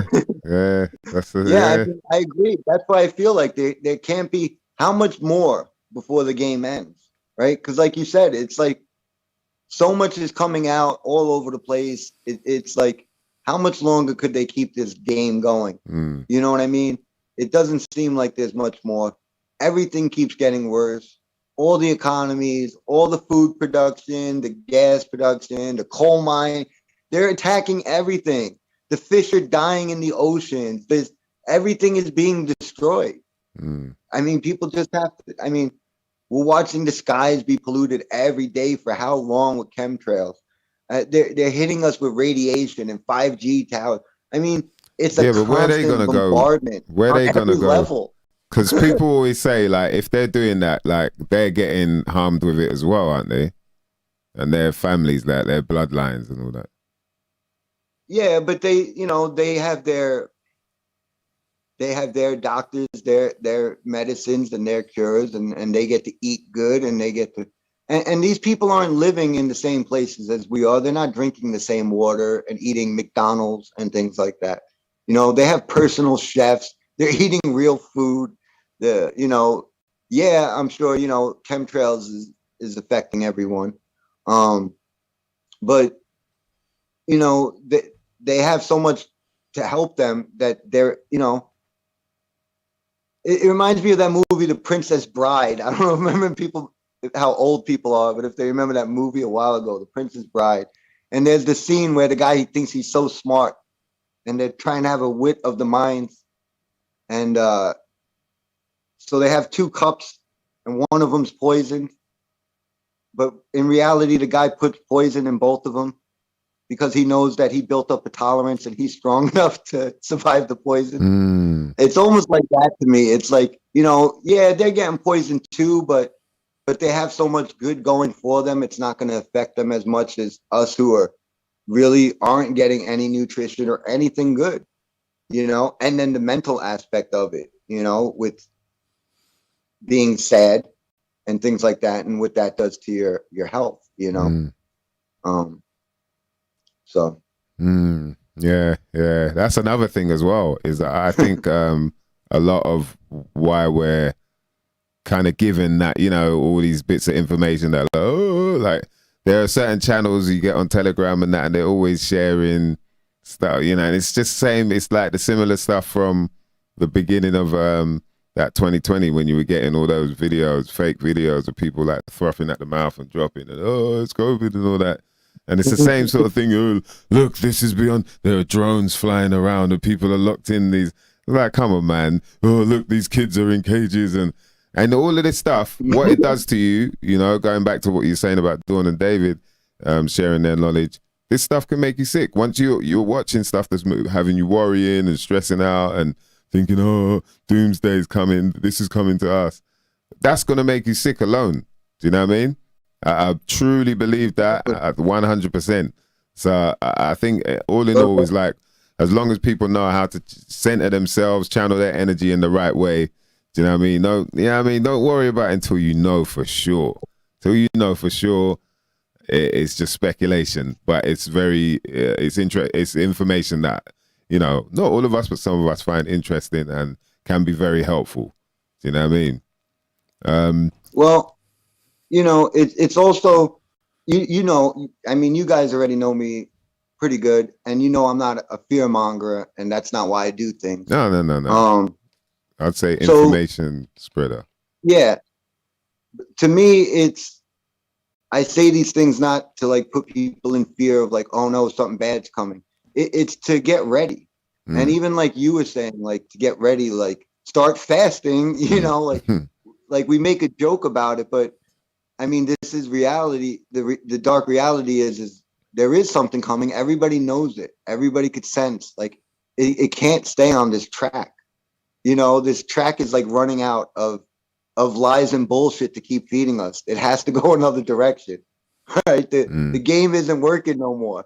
You know, nobody's buying the bullshit, like you said, right? I mean, so many people are waking up. There's just too much to where nobody, like I said with the Joker, man, they were showing in that movie that people have lost their faith in the system. You know, that was part of the Donald Trump thing too. And I knew it when it was going on. I was telling people, I said, they're showing you that nobody has faith in the system anymore. To where people are like, I don't care. I don't want left or right. Just anybody who's different. Donald Trump, cool. You know, he's an outsider. He has money. He doesn't need money. He won't be bothered. They were just looking for anything different because they're so tired of the same pathetic bullshit that they feed us. Another George Bush. Maybe his brother could be the next president. You know, and just the same garbage. And like the Joker showed, nobody's getting help. There's tons of problems going on, and there's no real help. There's no real help for the sick people out there. They're just making it worse. Do you think do you think people are going to wake up to the fact that then maybe they need to help themselves? Like this when you say like the system's not working, which part of the system do you think people will sort of wake up to and realize like, hold on, because like, you know, what we kind of understand is it's not even, no matter how many faces you put up there, look how many names you mentioned, presidents and whatnot, have the people ever truly been happy? You know, has everyone ever truly been happy all at one in unison? No. And so that means that it's probably not, there's probably another problem there that we're not looking at and or addressing. And it seems to be the office. The office is always messy. Everyone that comes in is always having to come in and clean up the office before they can even start their, you know, and always blame that. You know, I didn't have enough time to clean up the office, you know. It's a nice excuse. Yeah, it's just a fancy excuse so that people, again, keep thinking that this is real, that there's like this right-left fight going on, when we know that's not real, that they're all part of the same group. They're not fighting each other. This has nothing to do with liberalism versus Republicans and this and that, you know? And that's what I'm saying. Donald Trump is the perfect example. He showed that people were just so happy to just not have a left or right. We just want something different, you know? And that's what it was for a lot of people, you know? And like I said, it's all tying in. And now look at Biden. Who's this guy? Like 97 years old. I mean, which one? Nobody cares about this guy. There's nothing they can do to make this guy entertaining or interesting. I saw. He looks so different. I saw a picture the other day of him having a jab, and then a picture of him with his top off, and he's got a tattoo on his arm with his top off. And when he's having the jab, he ain't got a tattoo. Are you serious? Totally different person. What? I don't even know if you're looking at the same one. It's so bad. Jeez, it's probably about man. 4 of them. Like, yeah, but he different looks different. ears. They've got different ear shapes. I see one hairline. thing and I was like, yeah, he does look different, man. Like, what's the hell? But it's weird because he's kind of got like this generic kind of look that you it can't. Would be easy to make other people look that way. He's probably had the zombie already. He's probably had the zombie already, and they just got him on drugs, like keeping his pulse going. And they just got like. One of them's really chatty. There is one of them he's quite good at talking, and one of them's just really like probably like. One of them touches kids all the time as well. There's another one who keeps touching children. It's not all of them. It's all different. They've all got different personalities. Yo, they're like Teletubbies, boy. Like hardcore. One like little boys, one like little girls. Yeah, whatever. Yeah. I mean, that's how bad it is. But I mean, look at it. I mean, we're laughing, and this is the American president. It's a joke. It's a joke. And then we're gonna lose this joke for that yellow, that orange orangutan Trump to come back. He's, oh my God, it's just one clown for the next, and everybody's just gonna go crazy and fight over it. I'm telling you, that's what I see coming. There are people saying that it's like other. Who is it? What were they saying? That I guess like the Holy See are the ones that want it to implode. They want America to implode, or then there are people blaming Russia, and then there are people blaming China, and so like who do you think it is? Then you reckon it's the bloodline? The Vatican. Like, no, whoever said the Vatican, give that person. You win the prize, man. Yes, all roads lead to Rome. That's what I've tried to, since I've been on your show, I keep trying to push that to your audience, push it to Kill a Priest and others. I mean, wow. Yeah. The Vatican, like I even told Kill a Priest, man, when this all ends, who do you think is going to be the new leader of the world? It's going to be the Pope. It's going to be a one world religion and this and that. And the Pope is going to be ruling it. So, of course, the church is the one that's behind this. Of course, the church would love for all of this to end already so they could get rid of this whole secular idea of separation of church and state. And they could go right back to where the church runs everything. And that's what's going to be coming. All these places are going to be run. I mean, they already are run through the Catholic Church and the Jesuits, but it's been a fight. It's been a constant process, a fight. There's people who don't get it and fight back, like Kennedy. Like Abraham Lincoln, for people who don't know, Lincoln, it was the Jesuits that killed him. And he literally said, if I'm assassinated, it will be because of the Jesuits. That's his own words. It's evidence, it's facts. Last time I was on, I brought up King James. King James, the Jesuits tried to blow up British Parliament in King James. The Catholic Church is always the one behind the scenes. Well, that's what the Guy Fawkes thing is about, right? Yeah, Guy Fawkes. Remember the 5th of November. That was literally Guy Fawkes. And guess who? Kit Harington, Jon Snow's ancestor. Jon Snow. Did I told you guys that last time, right? Jon Snow. Or did I not? Yeah. I think you did Remember mention Game of Thrones? Kit Harington. Yeah, Jon Snow. What, the guy who plays Jon Snow? Yeah, Kit Harington. His real name is Kit Harington, and he's related to Gatsby. Roger Gatsby is his family. You could go look it up. He sat there in an interview like, this is my family. And it's he got to play his ancestor who tried to kill King James. Wow. Okay. That's how deep this goes, Again, generational bloodline, right? Why is Jon Snow Jon Snow? Huh? Wow. Because he's related to Jesuits. I mean, there's lots of good-looking guys who could probably act out there.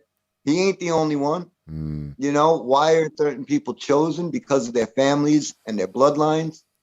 Because let's be honest, man. There's some shit actors out there now, boy. Like there's, what I mean. But you just see them in so many different things. Like, what about music? Lady Gaga and some people. Oh my God! Like how? They have no talent, none at all. It's deep, man. It's deep. But they're famous. But they're the most famous because they're the biggest sellouts. That's why, And deep, man. The Vatican is the one behind all of this. I told you there's also going to be a fake alien invasion, which the Catholic Church is behind that also, and that's also going to usher in this whole one world idea. How are they gonna pull that off though? With this, was it Operation Bluebeam? Remember Farmer G talked about that. Operation Bluebeam. They're gonna. The thing is, this is what I don't get though, Vinny. Yeah. So basically, like I'm saying, the stuff we look at is all on our phones or on a screen or whatever. So we're not there to actually see it for real. They're gonna try and make it look for real, but you reckon it's gonna be like people actually there seeing it, like just regular people looking up in the sky going, oh my God, there's an alien landed and whatever, and they're gonna get away with it. Come on, man. Yeah, I actually think it could be that. I think it's gonna be that crazy that they're gonna fake stuff, whether Project Bluebeam or whatever other projects they've been working on. but they're going to do something to where everybody will look up in the sky and see things, and everybody will be like, there's aliens. I knew there was aliens. Here they are. And then they will clearly, the Pope will make the deal with them, and the Pope will represent us, and baptize an alien. We'll be working with the aliens. Remember the Pope said he baptized an alien. Yeah. I'll baptize so, the Pope's been ready to baptize this alien for a while, so we're just waiting. I'm a listening alien. Yeah, well, would you baptize one? Yeah. I'll baptize one.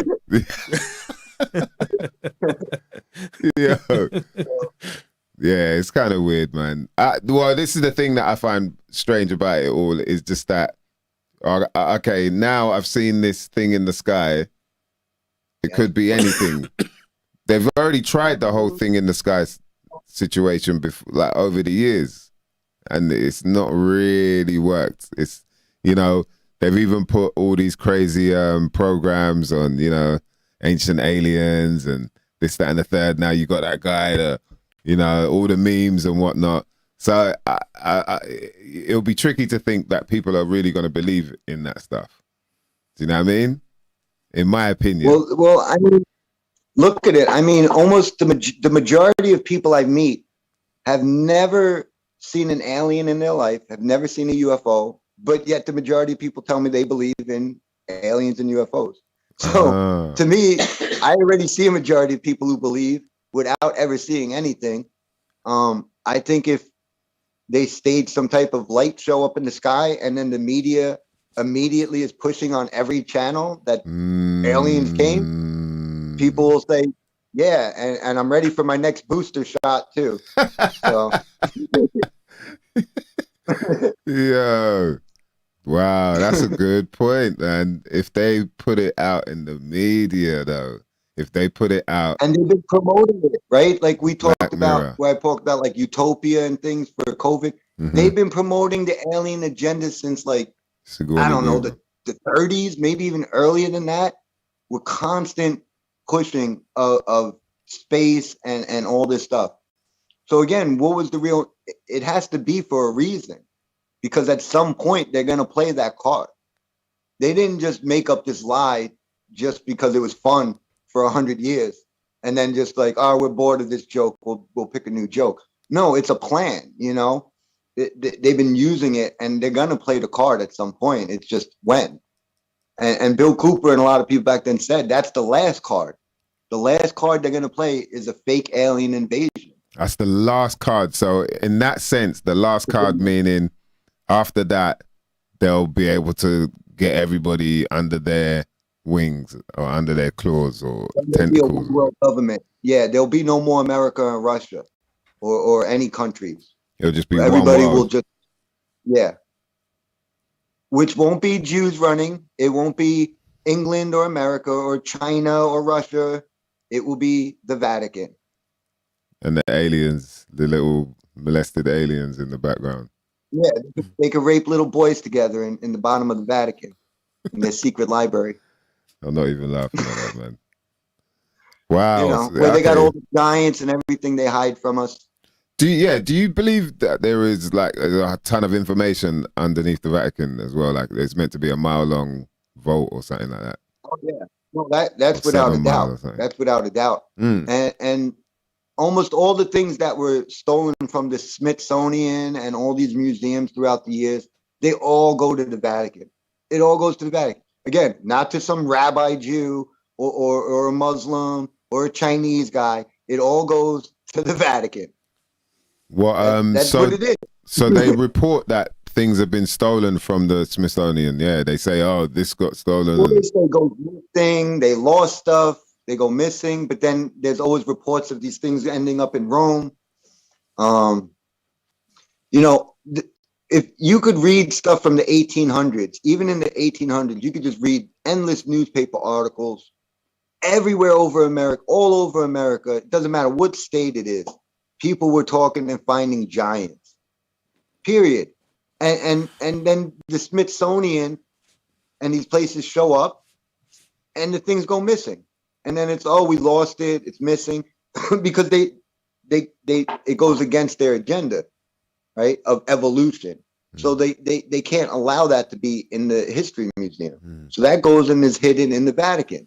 The Vatican got, like, most of it's never even been looked at, because you know, I don't think anybody who's had that high of a clearance has ever come out to tell us about it. You are not allowed here.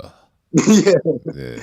You know, there's been a lot of things. I mean, even that Jesuit freaking Tom Hanks in that movie, what was it, years ago, Da Vinci Code and all that, they would insinuate on that, right? They were even letting you know in that, you know, was Dan Brown's book. And them, you know, insinuating that the church is hiding all the stuff, and they were letting him, the Vatican is going to let you look at this, you know, how nice of the Vatican to let him in to use the books. You know, what a joke. The Vatican is the one hiding everything, and they're the ones controlling the universities.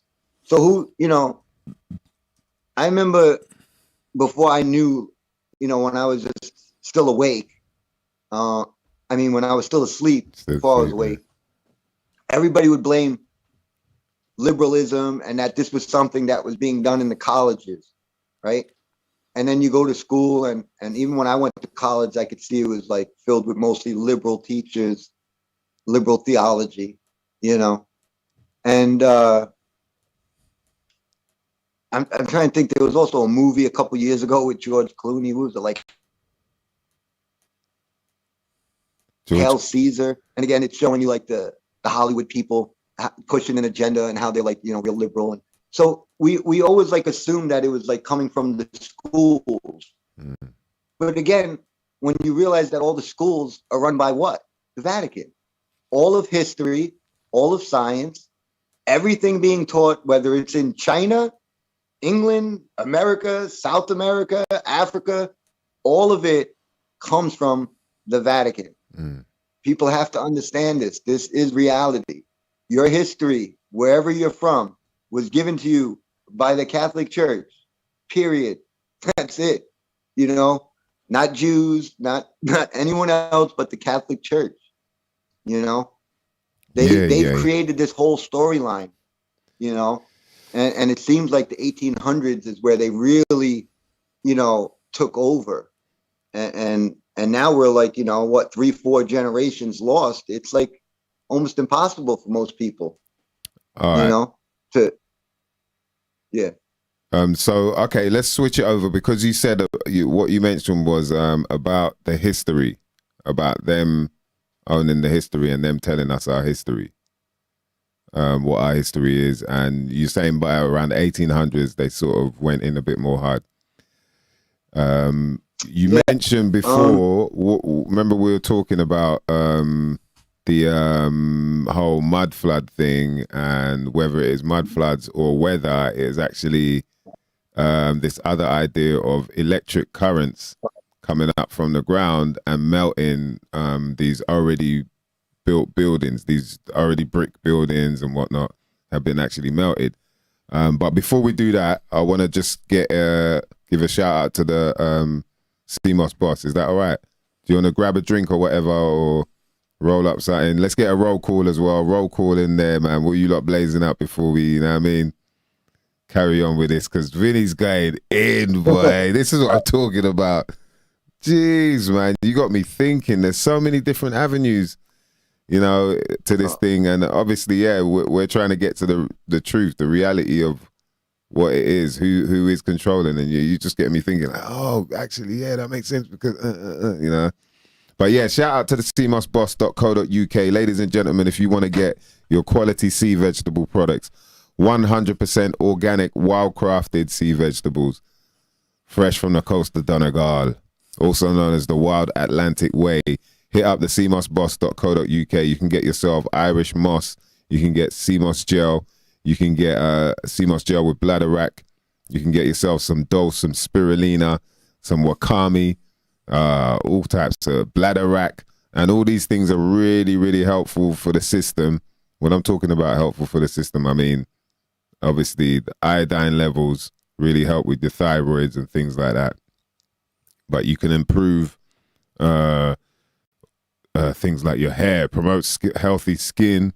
It can build muscle and aid in workout recovery, can boost your immunity, supports gut health, is good for weight loss as well, can keep the heart healthy. Sea moss has so many different benefits to it, and also that's applied to the other sea vegetables as well. So yeah, things like detoxifying your body as well, which I thought was interesting. Increasing energy, you know what I mean? Yeah. Coming up that. towards where if you're like if you're starving, you've got no electricity, then Boy, like say make fasting yourself, and yeah, detoxing. bruv, you know what I mean? But get yourself some of this first. Yeah, get yourself, trust me on that. That's 100%, because the amount of vitamins and minerals packed into these foods. And the other good thing as well, if you get big batches, you can get like kilogram bags of sea moss or dose and things like that. It lasts for about 2 years as well.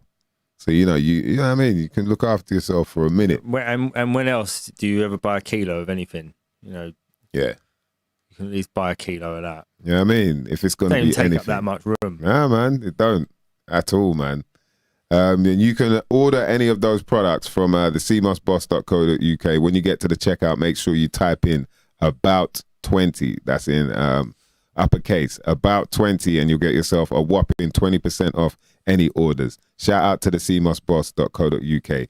This is some shit you might not never know nothing about. Myself, Mice Diggy, alongside my co-host Dan DNA, and our special guest Vinny B from the Bronx, breaking it down as always, man. Just dropping some. It's very much. It's a lot of fun, man. Being able to communicate with people on these sort of topics, because I find them interesting. You know, I'm still obviously here or there. I don't know who, what, but I just find like the more you can kind of hear about these sort of things, the more dots you can connect and things make sense as well.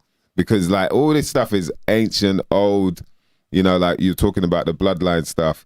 And it's also down to like people that had that sort of knowledge that were able to control and create systems that people would have to live by, and laws and statutes and, you know, all these different things. And what I understand is that it does lead back to sort of the priest class and, you know, people that understood the world in a sort of mystic way. And then they were like, okay, maybe we pass this down to somebody who, call them a king, and they can stand in the place of, you know, us or the Lord in a way. And then it carries on from there. And then now we're here, we're like in a world where we think things work a certain way, but actually they don't. And then you realize like, oh, wait, I'm not, you know, someone mentioned it in the comment section about voting. It's like, yeah, you don't really get to vote. You think you are, but it's just there to make you feel like you're involved. So you don't really know what's going on. And so in terms of that, you were saying about just before we had a break, we were talking about how the Vatican are controlling everything that's going on, and they have sort of warped our understanding of history over the years, and especially within the 1800s and whatnot. And then, so there's like these sort of, I don't know if they're very new, but these notions that I've become, you know, acquainted with recently that I heard you touching on with a friend of yours.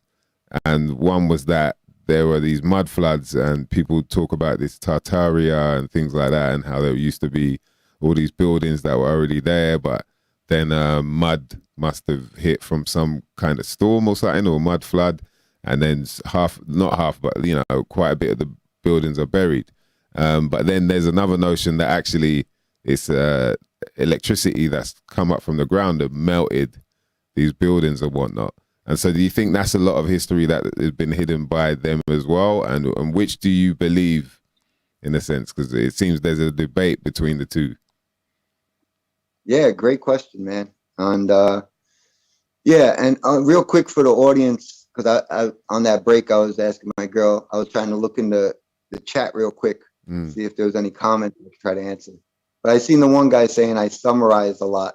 You got to understand, man, I could talk for hours on any topic. I could go way into detail. When I do this show, I never know what I'm going to do. I call it freestyling. I'm sitting here. I'm not reading from a script. I'm not reading from a book. Yeah, it's a conversation though, you know, like we didn't ask you to come on and do a presentation, so it's more of a conversation anyway. And like the thing is like, yeah, people are obviously gonna have their opinion, but whatever, man. You know what I mean? Yeah, I was planning on bringing Johnny Cerrucci on today. We were focusing on doing a big hat versus little hat show. Yeah. So, you know, I didn't know what I was going to do. Yeah, you had a little taste of it earlier. I love Mike Stevie and Dan. I love the we show. love you too, man. Yeah, you too. Vibe. I love Appreciate you guys. it, bro. So, good. You know, I'm willing to come freestyle if I have to. Yeah, no, don't watch the comments, man. You know, if people really want me to go into detail, I would need a little bit of time so I could come with the stuff. I could give you names, dates, show you images, but you know, other than that, I do the best I can just to speak from my heart and mind. Yeah, if anyone's got any questions in the comments, just hit us up, man, and we'll you know what I mean, Vinny will definitely respond, man. But yeah, so let's get into this mud flood situation then, because this other thing. So yeah, I love this topic too. I love this topic. It's to me, it was, again, about 10 years ago when I started doing shows. This is how long ago I've been into this stuff. That's why it's so funny me now, like seeing so many of these topics come out now. Like even for a long time, I never thought flat earth would ever become like mainstream. Like that was still, I still sometimes laugh and I'm like, I can't believe, you know, that it got so big that millions of people know about flat earth, you know? Bro, David Wise video, that's the most views we've ever got, man. It's ridiculous. Yeah, people love it, you know. Yeah. Flat Earth got so big, you know, and I never thought it would be. I thought it was something that, like, you know, nobody would know about. Another one of these topics to me that for 10 years I've looked a lot into is archaeology. 10 years ago, when I was doing the stuff, I was quoted as always saying that we live in opposite land. Every time I looked into things, I was like, it just seems like the opposite.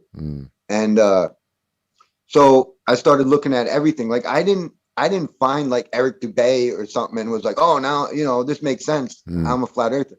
I literally took apart everything and said, whatever they're telling me, the Jesuits and my rulers, is the opposite of the truth. So I started breaking down everything. So flat earth, it was like, well, if they're telling me the moon's far away, maybe it's close. And literally that's how it started. Yeah. You know, it wasn't like someone said, hey, check out flat earth. It was, I started looking into things myself and started to find out. So another one was archaeology. And there was one guy, his name was Lloyd Pye. I don't know if anyone in your audience ever heard of him. He was amazing guy named Lloyd Pye. He did a great documentary interview where it was called "Everything You Were Taught Is Wrong." And so right away, the title, I was like, right up my alley. That's what I'm going. So I find this guy and he starts talking about fossils, and, you know, there was a lot about Bigfoot and all other stuff, but the stuff I started getting from it was mud flood. Yeah, you just and I started learning a lot about fossils and this and that.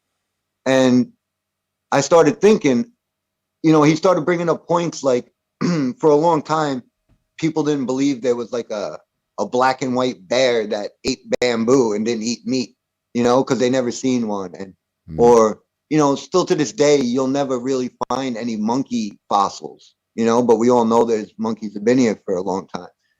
And he started pointing out how fossils are actually really hard to be made. And I think I had the same thought, and probably a lot of people have the same one that I did, was something dies, it gets buried, and eventually turns into a fossil over a long period of time, we were told, right? You know, over a long period of time, things harden into fossils. But that's not really how it works. And in nature, when something dies, it's usually going to be picked apart and scavenged. And then whatever's left will probably be eaten away by maggots and insects. And there's really nothing will be left within just a few days, not even bones, you know, for most animals. So how does a fossil get made? And he explained that it actually has to be a certain condition. And then when I started seeing fossils, which I'm sure you and maybe your audience have seen, some fossils where they'll show you a fish was literally eating another fish and turned into a fossil. You could find fossils where you could see things were literally eating and turned into a fossil, right? So this was like, he was like, the only time you really could find it in nature is like, let's say there's like some animals at a water hole and, you know, a tiger comes, kills it, and it stuffs it into the mud and then, you know, covers it up. Basically, it's a process, and you have to like be basically cut off from oxygen. That's why it's got to like be buried. And then with the mud and the minerals will seep into the bone, it'll harden into stone. So it's basically a chemical reaction that's happening. That's how fossils are really formed. Okay, it's not just over millions of years they harden into stone. It's a chemical reaction. And I've seen people literally take a teddy bear, little soft, cuddly teddy bear, and put it in a river. And within a few years, they take it out. It's as hard as a rock. Why? Because minerals and nutrients and a chemical reaction turned it into a hard stone. Right? So I started to like really get into archaeology and start looking into this stuff. I think the best at the time was a guy in America named Michael Cremo. If your audience ever heard of him, he wrote the book Forbidden Archaeology. So I was a big fan of his. I did a show with him. Then another great archaeologist from New Zealand named Jonathan Gray. Amazing. It was probably one of my favorite shows I ever did. And we went deep, and I went hard with him. And I even went after him on the dating methods, which again, you know, an archaeologist, it's like going to a doctor saying germ theory's, you know, wrong, right? Their whole thing's built on it. And, you know, they don't want to hear it. And that's what I was doing to archaeologists, basically saying, hey, you know, the carbon dating method's been discredited. Hey, you know, uranium method's been discredited. All your dating methods have been discredited. We can't use that. You know, so enough with your dating method. So besides that, we basically agreed on everything else. This archaeologist he's wrote over 100 books. He's awesome. That's the Cremo, Mike Cremo. Michael Cremo, no, that's Jonathan Gray, okay, from New Zealand. And I did a bunch of shows with him. And one of the things like was also the gods, where I brought up the old world. I said, Jonathan, you know, we're all taught about Greek mythology and Zeus and these guys, and we're all told that our ancestors were idiots and this is just made up stories. Yeah. I was like, are these made up stories, or is there actually archaeology that proves that these people were actually here? And he was like, didn't even hesitate. He was like, oh no, yeah, there's lots of evidence. Zeus and these people were here. They were really here. Wow. And he was like bringing out stuff about Hercules, Zeus, and all these things. So again, where archaeology has the evidence. He has books on the giants. In one of his books, he showed a picture. It was a 28-foot mummy. Okay, there was like a guy who was like 5 foot on a ladder. It's like and it was still like nothing compared to this mummy that was 28 feet. Okay, so true archaeologists know why didn't they unwrap giants. Why didn't they unwrap the mummy so we could be like, because that's still like, huh?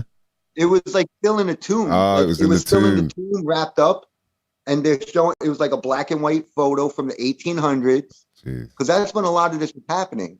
The Jesuits were coming into America, taking over all these spots, and when they go into these towns and excavation would go on, and they're finding all this stuff, the Vatican moves right in and removes the stuff, and then, you know, all the people who tell the stories of giants or mermaids or this and that, they're just marked off as, you know, those are crazy, you know, stories. But, you know, there's no evidence, right? Because where is it, Vinny? It's not in the Smithsonian. It's not, the stuff was here. Archaeologists know it, you know. Jeez, and so that's when I realized that there had to be like a mud flood. Like that would explain, like, for something to be eating.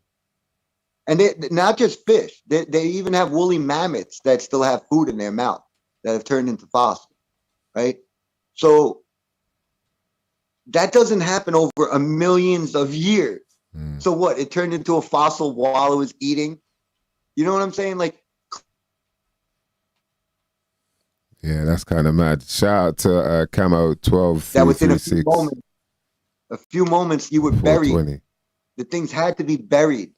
And so imagine something's eating, and then all of a sudden it's just covered with like 20 feet of mud. Mud flood or something comes, boom, boom, boom, everything's covered. That would cause the conditions for all those things to turn into stone. Ah, so you're saying they're absorbing. Then we see these buildings, and you're seeing that half these buildings are underground too. You right away, you're like, there was a flood here, you know, and there's a lot of evidence for a flood. And besides that, every culture talks about it. So again, and if people want to believe that their ancestors were idiots and just made up stories, and they all made up the same stories, I guess go for that. But to me, I'm saying that they were all telling the true story. There were mermaids, there were giants, there were dragons, there were all these things that we were told about were real. But the Catholic Church covered it up in the 1800s.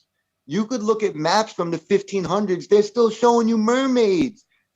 There was a map I seen recently in the 1500s. It's showing you chupacabra in South America. Yeah, but what I did see, I saw someone talk about they used to do that because that meant that it wasn't safe around there. It didn't necessarily mean that they were actually like, sea monsters or whatever. What would you say to that? I mean, when you read the stories from the 1500s too of the Spanish going around. Read Magellan, read Christopher Columbus, read a lot of these explorers in the 1500s. They're all talking about the same stories. Giant octopuses. They're going to these places, seeing giants, they're seeing mermaids, they're seeing all types of stuff. There's evidence about giants. Even Columbus talked about giants. Every culture talks about dragons. Every culture talks about giants. Every culture talks about the flood. And the Bible talks about the flood with Noah. I mean, so every culture talks about it, and there seems to be a lot of evidence that points to there was a flood. And for a lot of these things to harden and turn into what they did comes from a flood, in a mud flood, to be honest.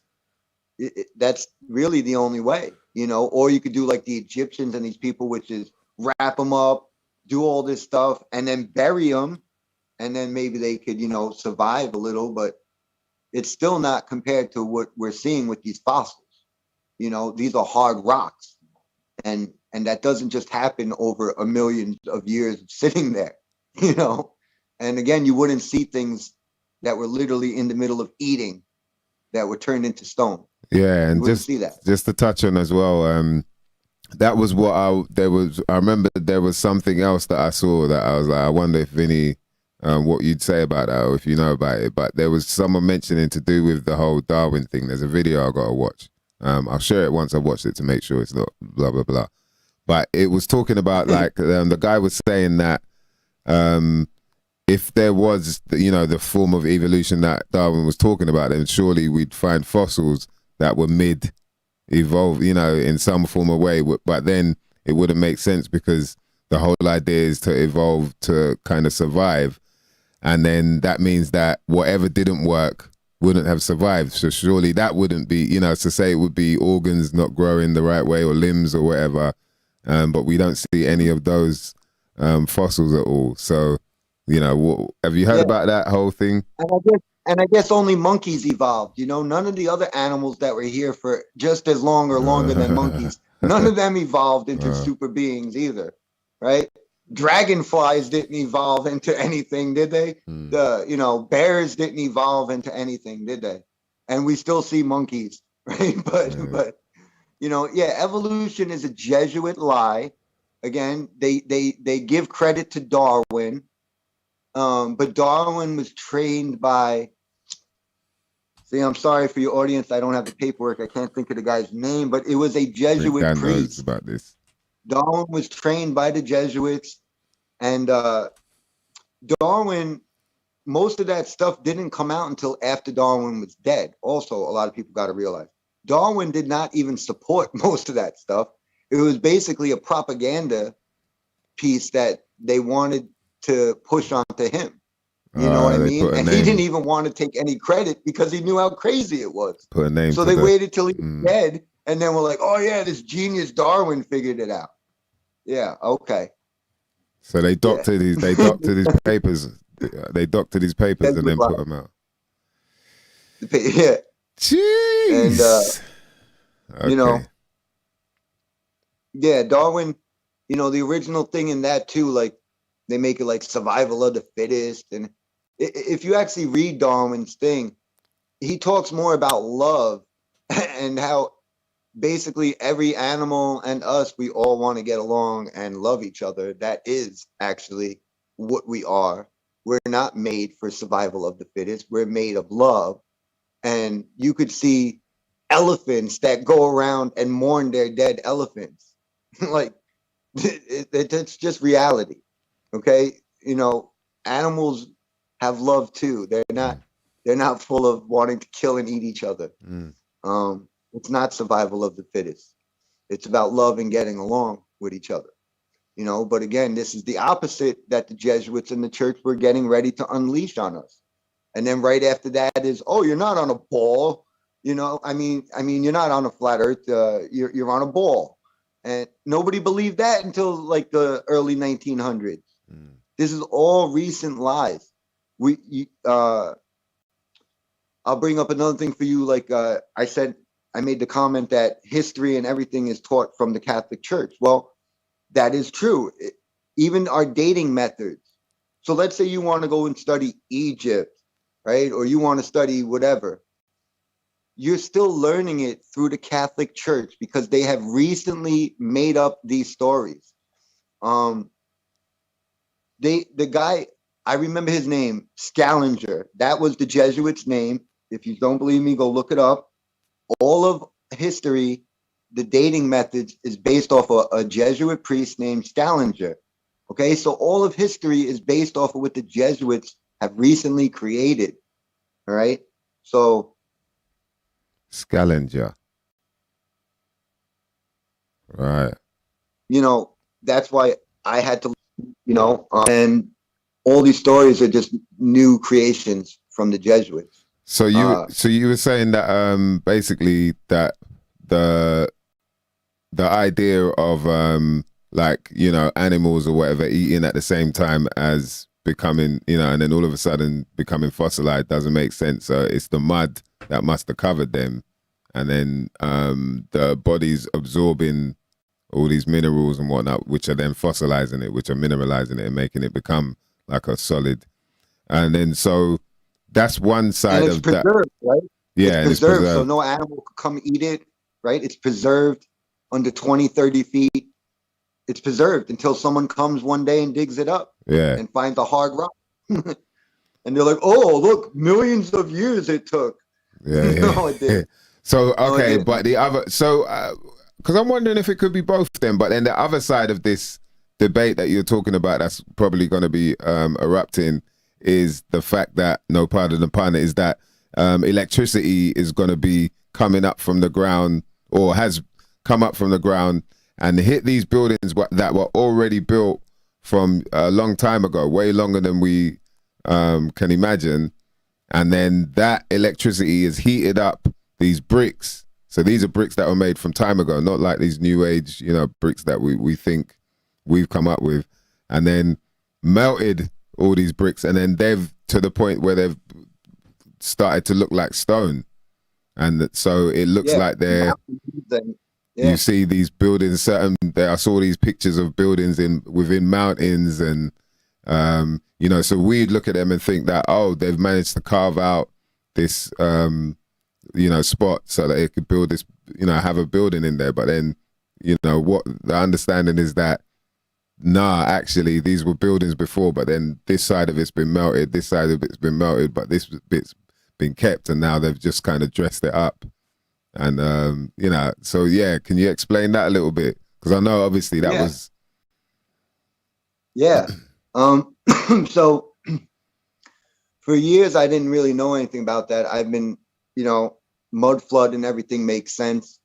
especially for fossils and a lot of stuff. And again, seeing buildings buried. But yeah, I found Jerry, I don't know how long ago, not that long ago. And I found his channel. It was called When the Buildings Cried. And I thought it was so cool. It was like, you know, like a red brick, and it had like a sad face, like a crying red brick. And I was like, oh, this looks cool. You know, let me check this out. Yeah. Seems interesting. And then, you know, Jerry's Jerry. Jerry's a character. And but he started making a lot of sense. And then I started looking, because to me, I've also been open to mountains being, you know, old giant trees that were cut and hardened now from the flood. There's parts of me like this guy, Mud Fossil University. Roger, he believes I know 100%. And a lot in me makes me think he's right.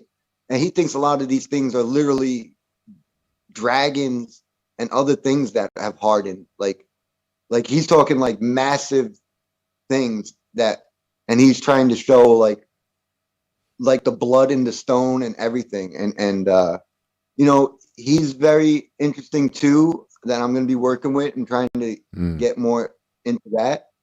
But what Jerry says, I have seen some mountains where it looks like a mountain, and all of a sudden I'll see like red brick. And I'm like, you know, Jerry's onto something here. There definitely seems to be fire damage to a lot of stuff and a lot of these buildings. And I'm sort of like what you were just saying, my Ziggy, is, could it be a little bit of both, right? Does it have to be just one? Is where I'm at right now still. That's why I want to further that debate. And I'm going to have Jerry and Roger basically being the two sides going at it. Nice. And I'll try to moderate it the best I can. Nah, and that's heavy. Keep Jerry in check a little. Yeah. Yeah, he's a wild one. Bro.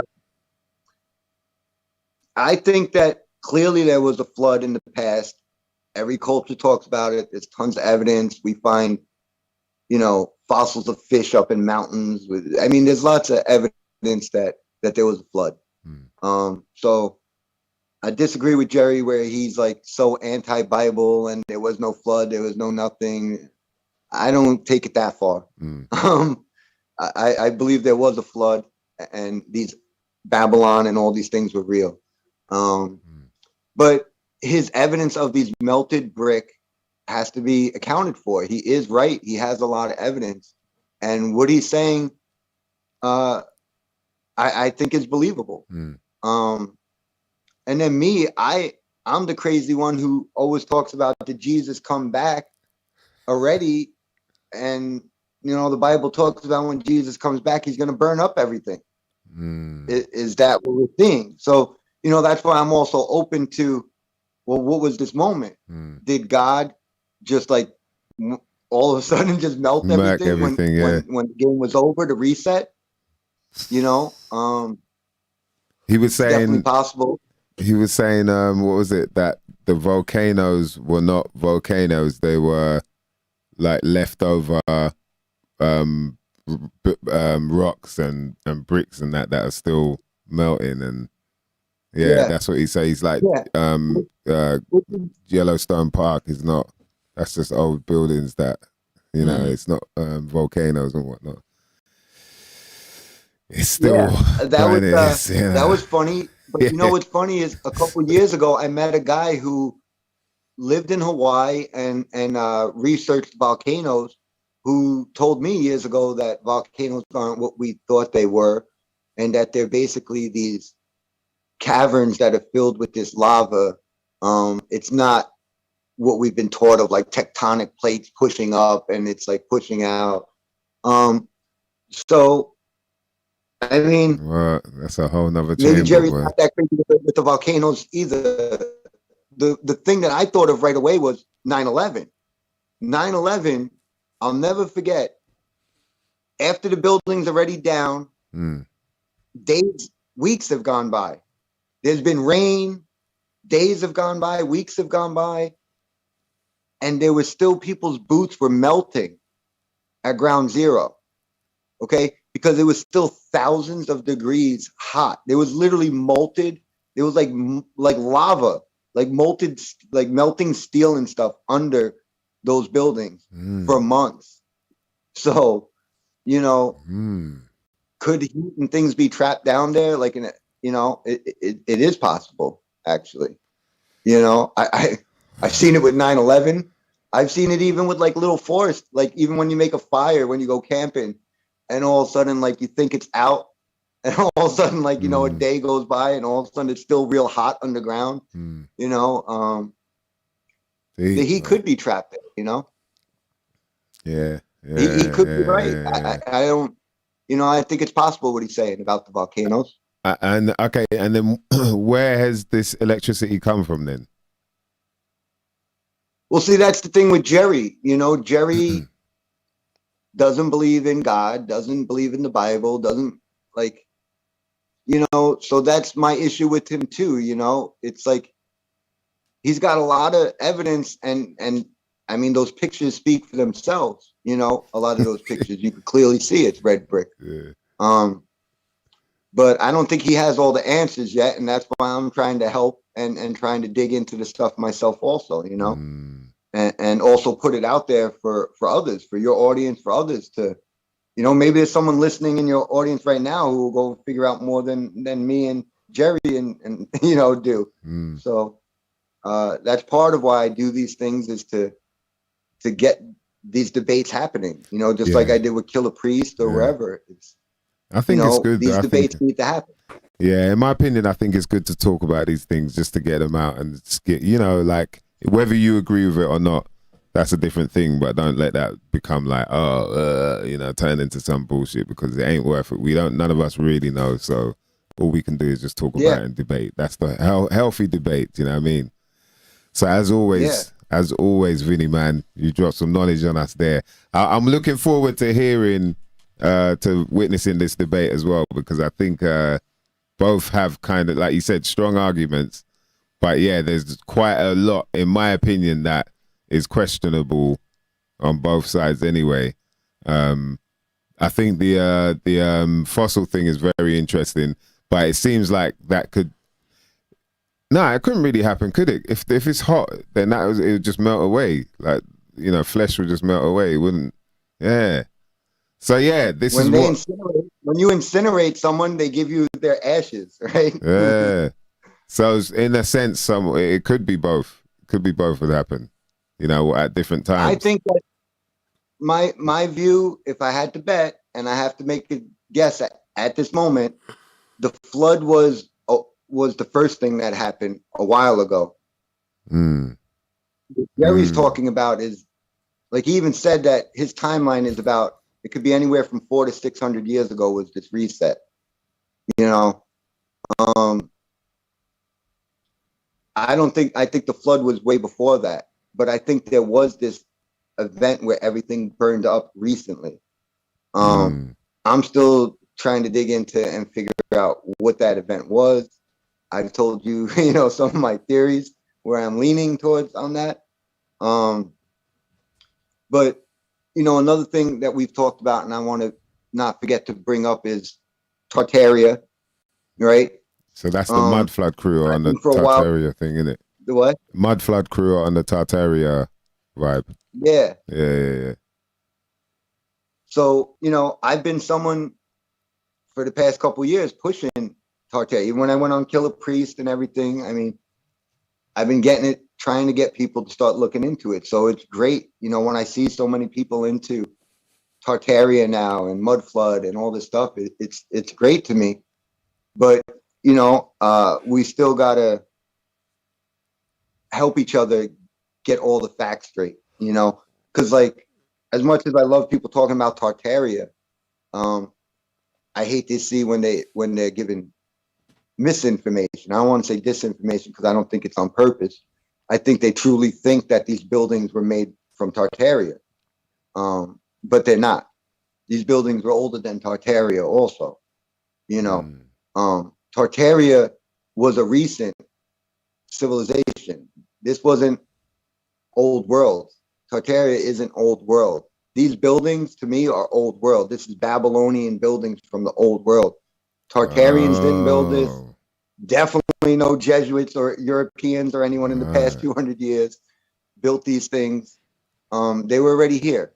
That's why they're called founded, not built. We founded this city. We founded this building in 1881. You know, I'm going to do a great thing on that. I've actually been, I haven't published it, but I've been going around doing my own things, recording some certain stuff, certain cities and places, and getting evidence of these buildings where it's like, and I'm just standing there reading the plaques of the story, you know, and it's like some of these places, like it, like the state has hardly even been around for 10 years, and yet everything's built already, and they got these ridiculous structures and underground things and railroads and ridiculous churches everywhere. All the roads are built. Everything's built already. That is not physically possible. There is no way people show up, horse and buggy, pulling, you know, a horse pulling a wagon. You know, our farmer peasant grandparents did not build all this stuff. They didn't show up to a land they've never been before, and then within 10 years build up, you know, a whole city of beautiful brick structures. Where did this brick come from? How did these people do it? It's not possible. People just, if you do enough looking into it, you have to admit to yourself, there's no way they built this. You just have to be honest with yourself. So then you say, well, who?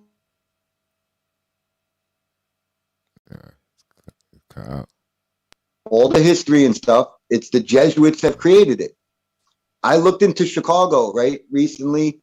Chicago, you know, it was called in the 1800s. It was called Little Egypt. They were calling it Egypt. In Chicago, right? In the 1800s. Chicago, yeah. So that's why you got Camilo and a lot of these people that have been pointing out there's a lot of evidence to show that Egypt of the Bible is actually Chicago, Wisconsin, Ohio, and a certain area over here. And when I go and I look into the history, which is of course given to us by the Jesuits, and it's always some story like, oh yeah, this Jesuit priest shows up and is like, oh yeah, this reminds me of the story in the Bible, so we're gonna call it Little Egypt and this and that, and it's all nonsense. It's just like, oh, America's named America because of Amerigo Vespucci. That's the dumbest thing ever. First of all, that America was his first name. Why wouldn't you have called it Vespucci? Not, you know, and he didn't discover it, and the real name was way before Columbus or anyone. It was called Amaraca, which meant land of the plumed serpent, right? So these names were already here. The Jesuits just recently made up these stories and acted like they built everything and they created everything, but they didn't. And that's what I love exposing too. And I've been going around showing there's no way they built these things. It's not possible. So what they did is they conquered this land. And I have my theory that I've mentioned to you, and I'll bring it up now to your audiences. This has to do with Tartaria. 1776 to me has never meant that British citizens rebelled against Britain and overthrew this big navy and fought for their freedom. That's just nonsense, right? The real story is if you look into Tartaria, when did the Tartarian Empire end? For you that don't know, 1775. Isn't it funny that we're taught that in 1776 is the Illuminati revolution and revolutions everywhere? And then that's when America and all these things take place in 1776. I just find it funny that it happens a year after Tartaria is wiped out. So to me, what really was going on was the British and the Vatican and their powers were being sent here because Tartaria was ended. Tartaria went against the Vatican. The Vatican and the Romanovs and these people were taken out. Like, again, it was a bloodline thing. The bloodline didn't do what they were told. So the Tartarians were wiped out. So then when they were wiped out and everything was taken from them, they sent out the English, the French, the Spanish, or whoever, go out and grab this land up. Go grab that land up. It's open land now. Tartaria don't exist no more. We got rid of them. And I also think that's where a lot of these white orphans came from. You know, we see these orphan trains in the late 1800s, early 1900s all through America. And it's like, who are these white children? Where did they come from? Why are there millions of orphans of white children being sent on trains all throughout America? And that? The Catholic Church, right? Not Jews or anyone else. The Catholic Church was running that too, right? So, and another thing, I never heard anybody really point out, even with flat earthers, that I want to point out, because people need to start making this. When we look at the maps that we're shown, right? And it's always like focused on like America and England, right? And we're like the center of everything. And we got this big landmass of water, right? And they make us think like it took forever for Columbus and them to go across that, for Europeans to figure out there was land over there, right? How would people like look at the other part of the map where you got Alaska and Russia are literally like a few miles from each other? Alaska, if you're in Alaska, you could see Russia. If you're in Russia, you could see Alaska. Yeah. So what the hell is wrong with everyone? Why are we insisting that like it took forever for them to realize how to get across the Atlantic when you literally could just like, Russians could have just walked right into Alaska. You could literally get on a little boat and go from Alaska to Russia. Why are people not realizing that there was literally migration coming from Russia and that side, not the other side? Tartaria, which is Russia, was also in America because they're right there. It's closer than England and New York. You got Russia is literally right there next to Alaska. How could anybody not think that the Russians and Chinese or people wouldn't have found a way to America? It's retarded not to think that happened.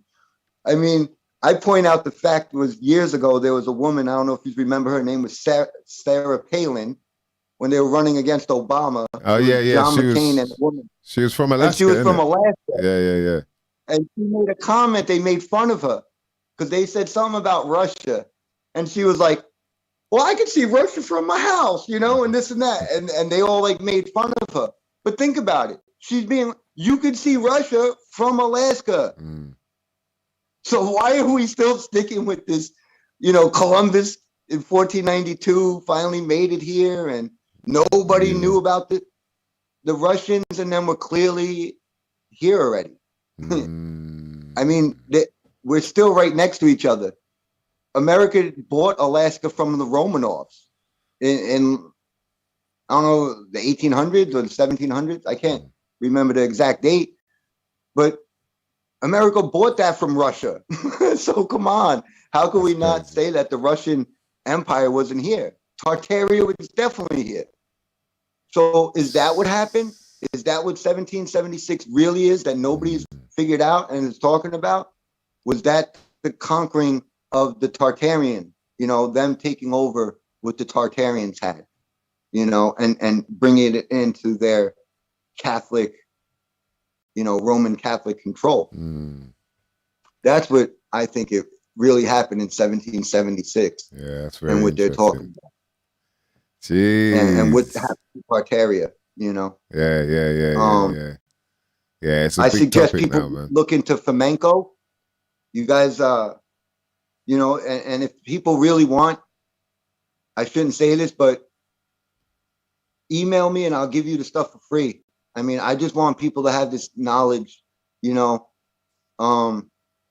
I give people stuff, these books and PDFs and stuff for free so you can read it for yourself if you can't afford it. Of course, I suggest you buy like Fritz Springmeyer's book or flamenco, but you know, some people can't. And if you can't, I will give it to you for free just because I want you to read it for yourself, you know. And flamenco, I think a lot of people should start looking into that book. You're going to find a lot of great stuff. You know, the one that I've mentioned to you guys and I love to point out is they added 1,000 years in the Roman Catholic Church added 1,000 years into the dating recently. Flamenco and them have great evidence showing coins and stuff where you could clearly see the I and the J.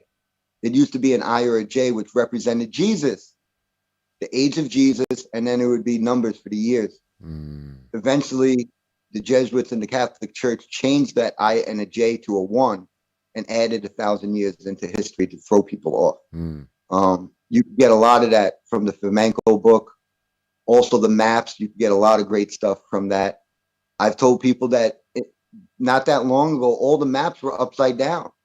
So again, you know, like I said, everything's inverted and upside down. Even the map we're looking at right now is upside down. That's not what it was, you know. All the maps were upside down not that long ago. You can find a lot of this stuff from the Flamenco book. It's really good. They got a lot of evidence. And for Russian history, you know. Yeah, I've heard about that stuff, man. I'm learning a lot from them from that. Like, I didn't know about that revolt. They called it like some peasant revolt in 1775. But when you start looking into that, that's when you realize that's when Tartaria ended. Tartaria ended in 1775. So I just find it, again, 1776, Bavarian Illuminati, American Revolution, Napoleon, everybody rebelling. And all of them with the hidden hand, a Jesuit symbol. You know, it seems like, I said, the Jesuits just recently have gone out, conquered, retook things, and created their, you know, their stories where they made everything, you know. Everything is done by them to them. But boy, all right.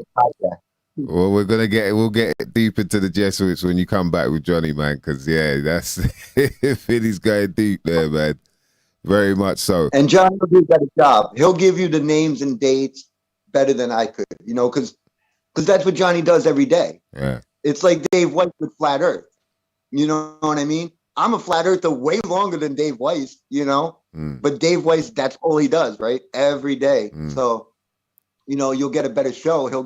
He's quicker with the names. He's on top of, you know, something that comes out today, he's already on it, you know? I've seen. You know, I'm on so many different things. I'm working with so many different people. I'm fascinated by so many things. You know, there's so many secrets for us to find out and great topics to look into. Yeah, man. So many doors to unlock. You know what I mean? It's like, it's almost like getting into that class of like that type of knowledge where you can understand things a bit more. Do you know what I mean? The more you learn, whether you know whether it is real or not, is like, obviously you got to take it as it is and understand it to the point where you feel like it is or not, whether you think it's real or not. And from then you can move on, but then you still have an understanding of, oh, people probably look at things in this sort of way. That's why it works. Do you know what I mean? Like, you can see the science behind why people would believe in this sort of thing. So I find it interesting anyway, man. So that we always appreciate you coming up. What's funny? His t-shirt. Oh, he's showing the whole t-shirt. Stand up against pietism. Jeez, that t-shirt, boy. Hey, shout to the roll call crew, man. I forgot to shout out the roll call crew because we did ask what's people blazing out there. I think Yamor said platinum cookies. Let me see, King Chico's on strawberry train wreck. Robbie Love said Star Dog and some road juice. Road juice, right? I had a skit called Road Juice a while ago. Yeah. What else? I think that's it there. No one wanted to give up too much. Do you know what I mean? Yeah.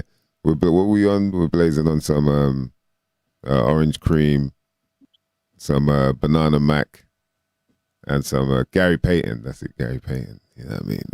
Gary Payton. Oh, your mum's OJ as well.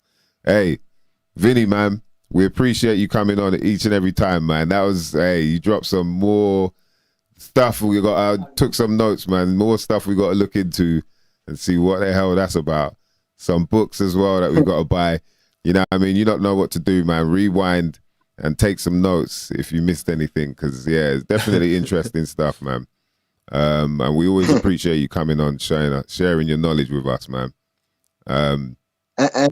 And I'm serious, for your audience, email me if you want, I literally got thousands of books on PDF. I converted them. I've turned things into PDF, so I could literally email people books, and you could like read it from your phone or your computer. You don't need a Kindle or the ebook stuff. I've converted everything. Wow.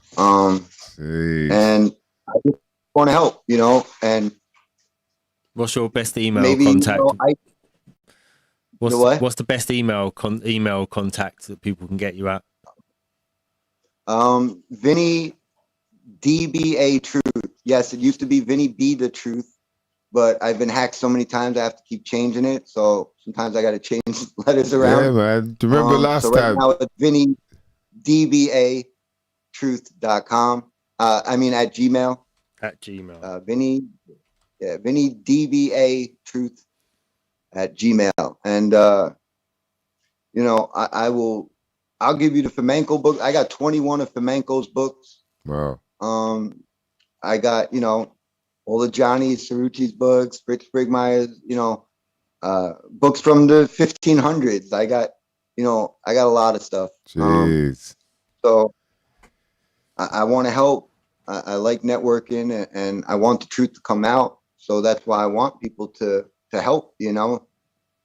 It's not like, you know, people like us, just like I know you guys are the same way. It's not like we're not doing this to feel like we're better or we're big people. We're doing it because we actually care, and we want to find other people who care, and we want to work together. And like same thing like you guys are doing with me, you know, working to try to learn more. Yeah. You know, so I love talking to the audience. There's a lot of people. I even give them my phone numbers. I'm like, call me up. I mean, I talked to a fan for 5 hours the other day. Wow. I mean, you know, that's what I do this for, you know, because like I said, going back to the Joker, I really think that most people are very sad and depressed inside.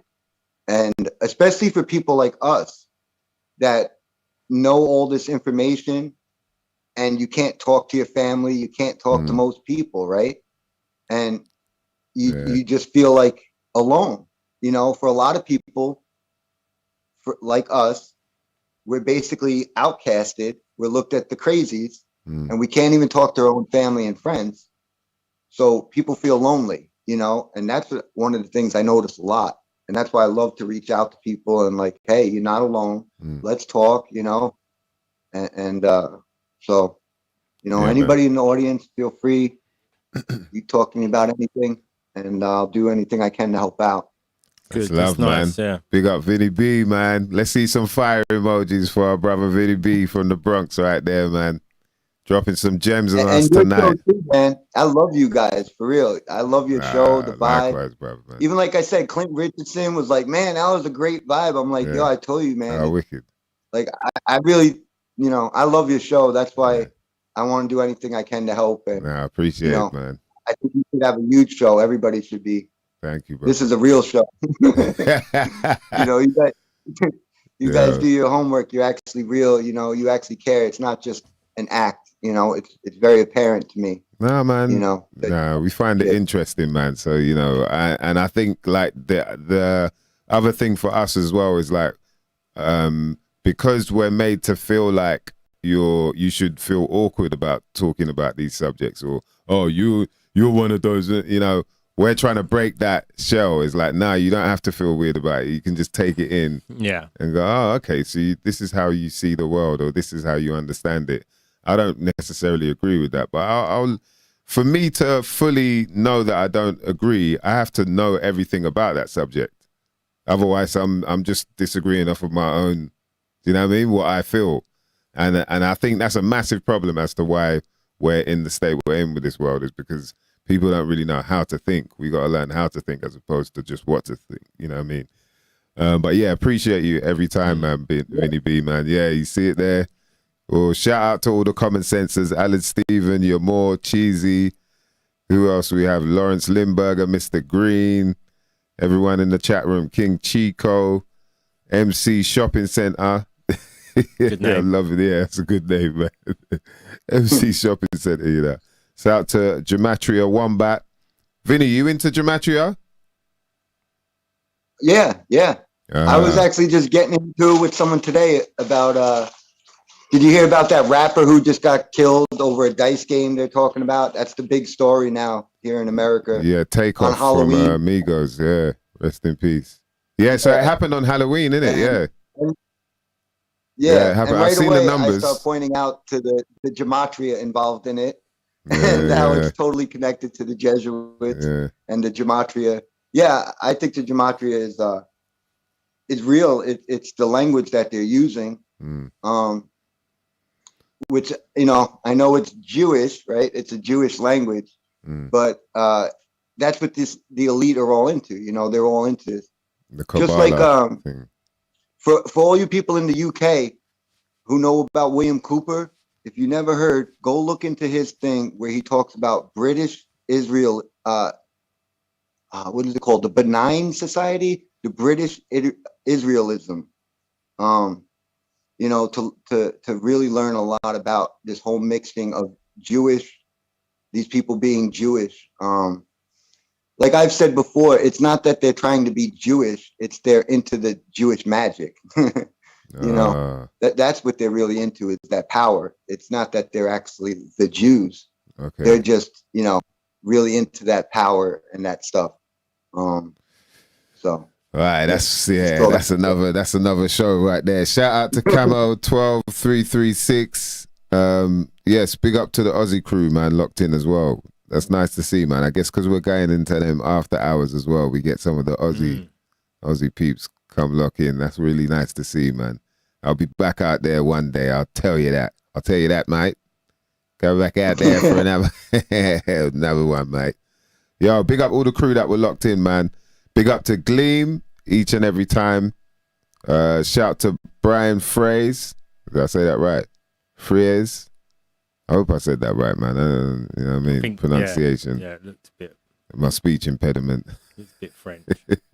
You know, that's what people, that excuse when they can't really talk properly. I got a speech impediment. It's like, nah, bruv, you just can't articulate your shit. Right.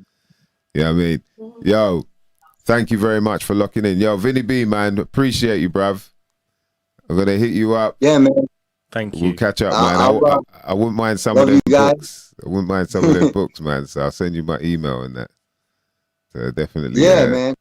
Definitely. And we'll talk about, you know, the Johnny. I'll set up something for me and Johnny, for Johnny to come. Yeah. So we could have that debate with Dan. You'll have fun with that. We'll have a good show with that one. Yeah, I'm looking forward to that. But I wanted to save Johnny, because Johnny's will give you the names, the dates, you know, do it better. Yeah. So, and then, hey, maybe, you know, if you want, I'll try to get Jerry on here one day, or someone else. Yeah, that would be dope. Yeah, that would be. We'll definitely get prepped for that one. I have to prepare myself for that one. Big up to Gleam, man. Check Gleam out. Gleam said Kabbalah equals Marvel Universe. That's why I love these lot, man. The common senses. Each and every week right here, mother lovers. That's right. You know what we're doing right now, man. It's time to go. It's a school night, so we know you lot. Some of you lot got work in the morning. You know, Vinny's good though. He's got evening now set. You know what I mean? He can relax. Shout out to everyone that was locked in. We'll be back next week, of course. What else was I gonna say? There's something else. Oh yeah, please check out the man, how can I forget, man? Smellington Piff. The album, I'm trying to remember the name of the album. It's called Roma Supreme. That's it. I feature on a track called I can't remember what the track's called actually. But I feature on the album Roma Supreme. So make sure you go and check that out. It's out on RLD Recordings. Yeah, RLD Recordings. Yeah, man. Yeah, it's the blazing, isn't it? Yeah, you know how it is though, man. You know what I mean? You need some indica. Yeah, nah. Yeah, you messed up. No. I need some sativa. See? You're still learning. You need some CBD. No, is that wrong? Yeah, no. I mean, CBD might balance me out. Yeah, you're right. But I'll hit this vape. I got some... you need some Delta 9. This is Delta 9, right. AK-47. Okay. You know what I mean? On that note, you know what we're about, mother lovers. That was Vinny. What you got there, Vinny?